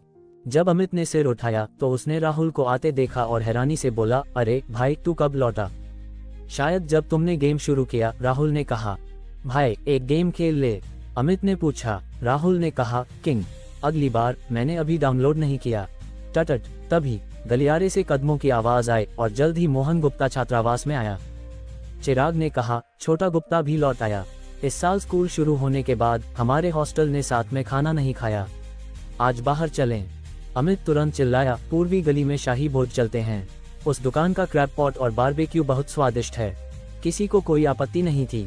पूर्वी गली जयपुर विश्वविद्यालय से करीब 5-6 किलोमीटर दूर थी। राहुल ने मर्सिडीज GLC चलाई और सिर्फ 10 मिनट में गंतव्य पर पहुंच गए। शाही भोज की दुकान के प्रवेश द्वार पर पहुंचते ही एक तीखी खुशबू ने स्वागत किया, जिससे मुंह में पानी आ गया। दुकान के अंदर चारों ओर लोगों की भीड़ थी, हंसी चर्चाएं हर तरफ गूंज रही थीं, बहुत जीवंत माहौल। राहुल, अमित और बाकी जल्दी से बैठने की जगह ढूंढकर बैठ गए। उन्होंने सिग्नेचर क्रैब पॉट, तरह तरह के ग्रिल्ड स्क्यूअर और एक बॉक्स बियर ऑर्डर की। ये दुकान मशहूर थी, जो ढेर सारे लोगों को आकर्षित करती थी। क्रैब का मांस भरा हुआ था, ग्रिल्ड स्क्यूअर मसालेदार थे और स्वाद लाजवाब था। एक गिलास बियर पीने के बाद मोहन ने हिचकते हुए पूछा, भाई लड़कियों को कैसे पटाते हैं? राहुल ने पूछा, कोई लक्ष्य है? मोहन ने हकलाते हुए कहा, नहीं, बस उत्सुकता है। चिराग ने हंसकर कहा, तूने भाई से पूछ लिया, गलत आदमी चुना। वह अपनी फरारी निकाले तो ढेर सारी लड़कियां उसके पीछे दौड़ पड़ेंगी। राहुल ने हंसकर सिर हिलाया।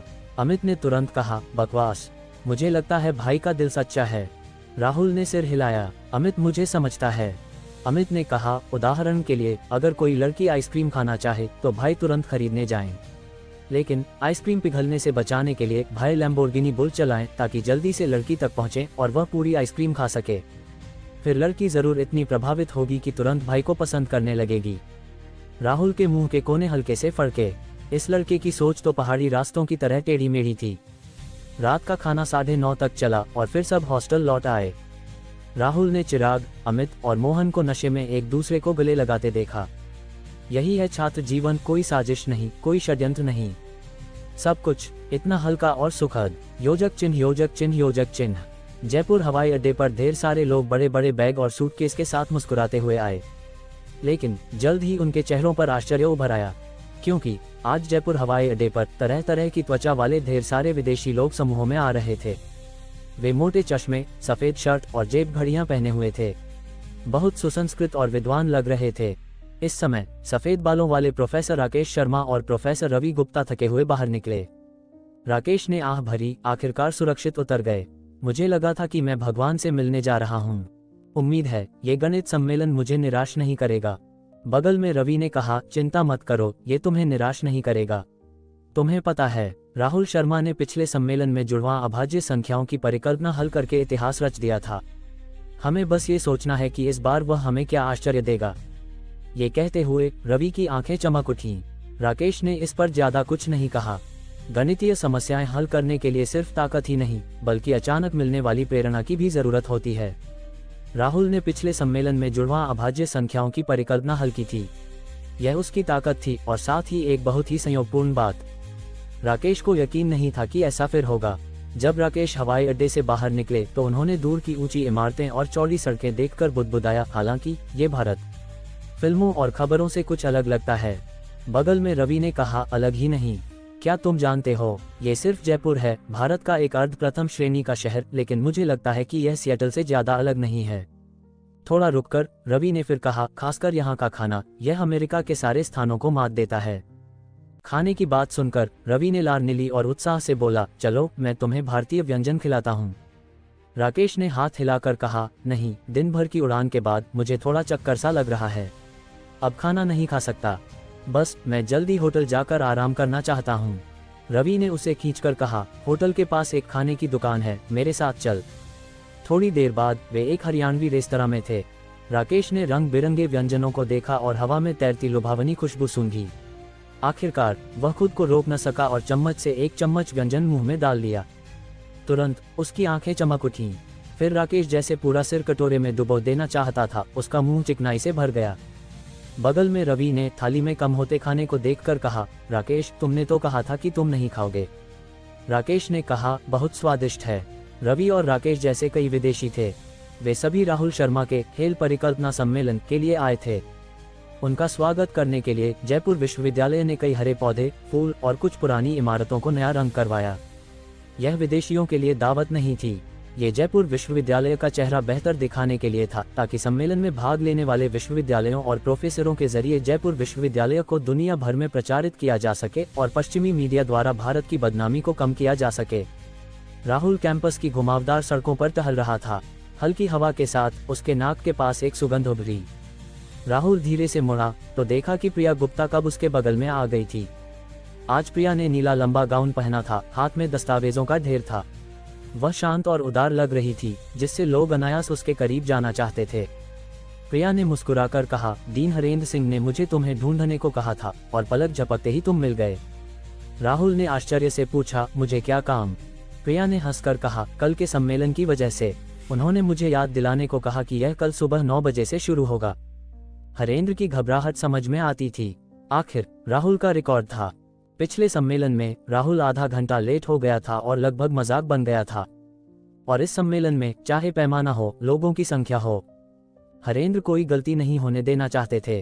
राहुल ने कहा, ये तो मुझे पहले से पता है। बट तभी प्रिया के हाथ से कई दस्तावेज गलती से जमीन पर बिखर गए। राहुल ने झुककर उन्हें उठाने में मदद की और देखा कि वे जटिल गणितीय गणनाओं से भरे थे। राहुल ने सहजता से पूछा, फिर कोई समस्या पर काम कर रही हो? हौज परिकल्पना, इसमें रुचि है? प्रिया ने उल्टा सवाल किया। ये कहते हुए प्रिया की खूबसूरत आंखें हल्के से चमकीं, जैसे अगर राहुल कहे कि उसे रुचि है तो हौज परिकल्पना जल्द ही हल हो जाएगी। प्रिया के दिल में राहुल सर्वशक्तिमान बन चुका था। उसके ऐसा सोचने की वजह थी कि राहुल वाकई असाधारण था।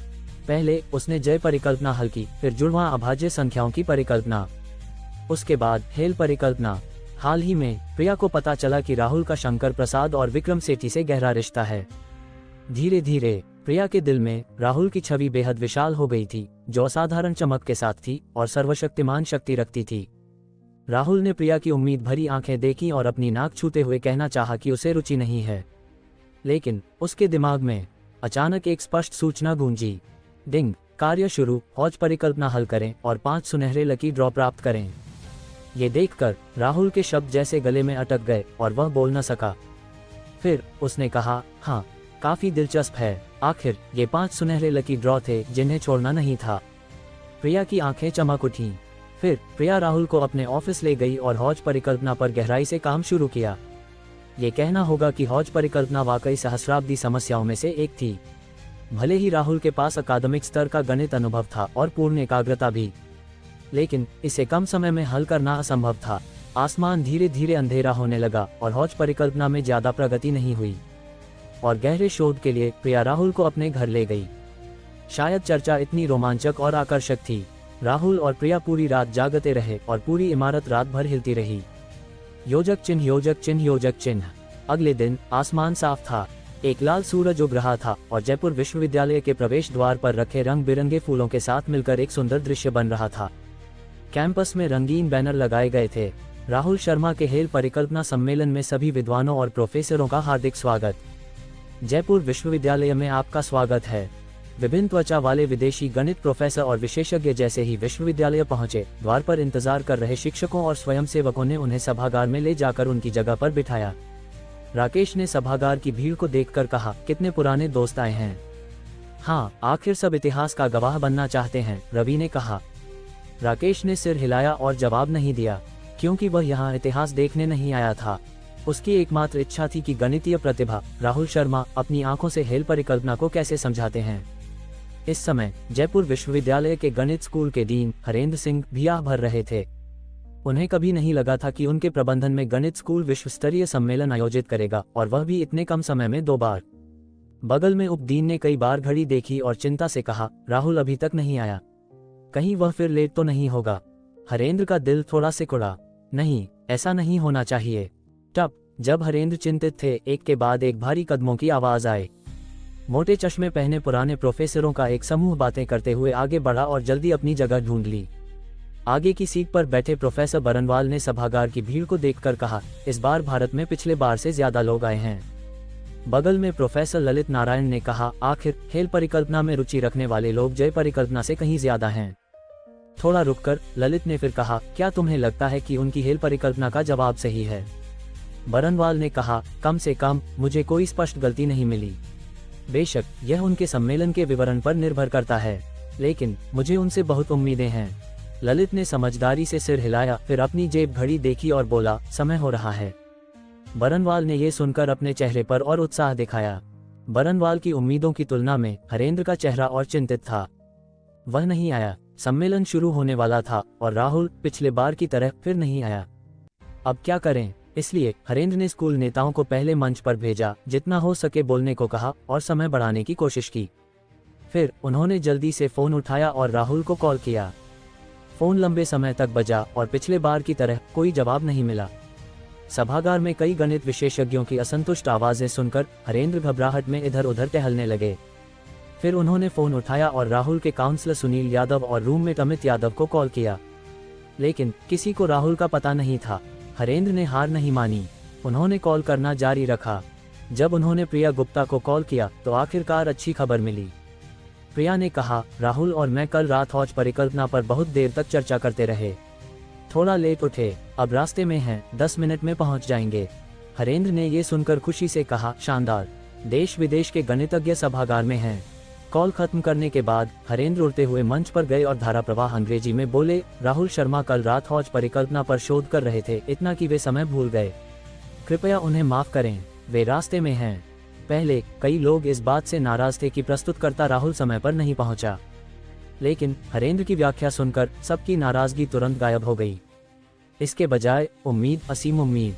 कई लोग धीमी आवाज में बात करने लगे। क्या कहते हो, वह सम्मेलन में कोई गणितीय समस्या हल करना चाहता है? कैसे मुमकिन है? ये हौज परिकल्पना है, सहस्राब्दी समस्याओं में से एक, लेकिन उसका जुनून वाकई प्रशंसनीय है। उसने अभी हेल परिकल्पना हल की और तुरंत नई समस्या में डूब गया। अगर मुझे सही याद है तो उसने पहले जय परिकल्पना और जुड़वां अभाज्य संख्याओं की परिकल्पना हल की थी, है ना? अगर आज की हेल परिकल्पना जोड़ दी जाए तो 3 कठिन समस्याएं, और अब उसने हौज परिकल्पना को निशाना बनाया। अरे क्या वह इंसान है? टटट, इस समय गलियारे से कदमों की आवाज आई। खट, सभागार का दरवाजा धीरे से खुला। फिर राहुल और प्रिया आखिरकार कंधे से कंधा मिलाकर अंदर आए। तुरंत सबकी नजरें राहुल पर टिक गईं। गणित विशेषज्ञों ने देखा कि राहुल की मानसिक स्थिति बहुत अच्छी नहीं थी। उसकी आंखों के नीचे काले घेरे थे। सबने मन ही मन आह भरी। राहुल इतनी कम उम्र में इतनी सारी गणितीय समस्याएं हल कर सका, इसके पीछे कोई कारण नहीं था। ये सब उसकी मेहनत और कठिन परिश्रम की वजह से था। यहाँ तक कि आज जब उसे दुनिया के ज्यादातर मशहूर गणित विशेषज्ञों के सामने बड़ा सम्मेलन करना था, तब भी वह रात को समय के खिलाफ दौड़ रहा था, नई समस्याओं को चुनौती दे रहा था। ये कितना दुर्लभ गुण था। विशेषज्ञों ने मन ही मन राहुल को 100 लाइक दिए और तालियां बजाईं। राहुल को नहीं पता था कि गणितज्ञ क्या सोच रहे थे, और इस तालियों के लिए उसे कोई परवाह नहीं थी। उसके पास पहले से सम्मेलन का अनुभव था और इस बार वह और शांत था। राहुल ने माइक्रोफोन में धारा प्रवाह हिंदी में कहा, नमस्ते, मैं राहुल शर्मा हूँ। फिर उसने पेन उठाया और इलेक्ट्रॉनिक लेखन बोर्ड पर लिखना शुरू किया। जल्दी से हेल परिकल्पना और सबसे स्पष्ट, समझने योग्य जवाब प्रक्रिया लिखी। x1 = 1, x2 = 3, x1 जोड़ 3, 2 to the power of 1 = 3, x1 = 3, x2 = 3, x3 जोड़ 3, 2 वर्ग = 3... वहां मौजूद सभी लोग गणित के विशेषज्ञ थे और कई ने हेल परिकल्पना पर सालों तक शोध किया था। राहुल की लिखी सूत्र बहुत विस्तृत थे, इसलिए कई लोग कदम समझ सकते थे। डट। समय बीतने के साथ राहुल के सूत्र लिखने की गति और तेज हो गई। पेन और इलेक्ट्रॉनिक बोर्ड बार बार टकराते, तेज और तीव्र आवाज करते, जैसे कोई मधुर symphony. n=m, fm n = 1 metre n. ... xs जोड़ 1 = 3 xs जोड़ 1 2 n स्थापित है। हेल परिकल्पना सिद्ध हुई। पूर्ण, किसी ने कभी इतना पूर्ण गणना नहीं देखा था। कोई कमी नहीं। पहले कुछ लोग सम्मेलन में जानबूझकर खामियां निकालने की योजना बना रहे थे, लेकिन अब उन्हें कोई गलती नहीं मिली। वे अनायास तालियां बजाने लगे।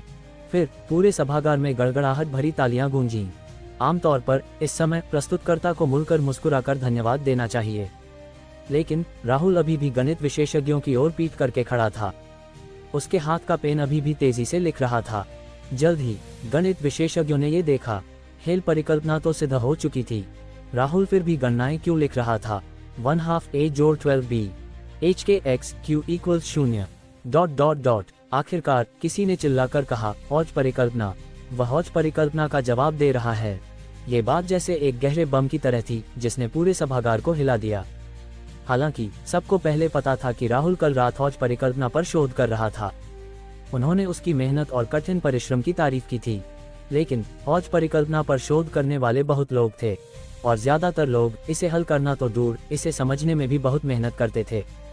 आखिर यह एक सहस्राब्दी समस्या थी, इसलिए वहां मौजूद किसी ने नहीं सोचा था कि राहुल इतने कम समय में हौज परिकल्पना में कोई प्रगति कर लेगा।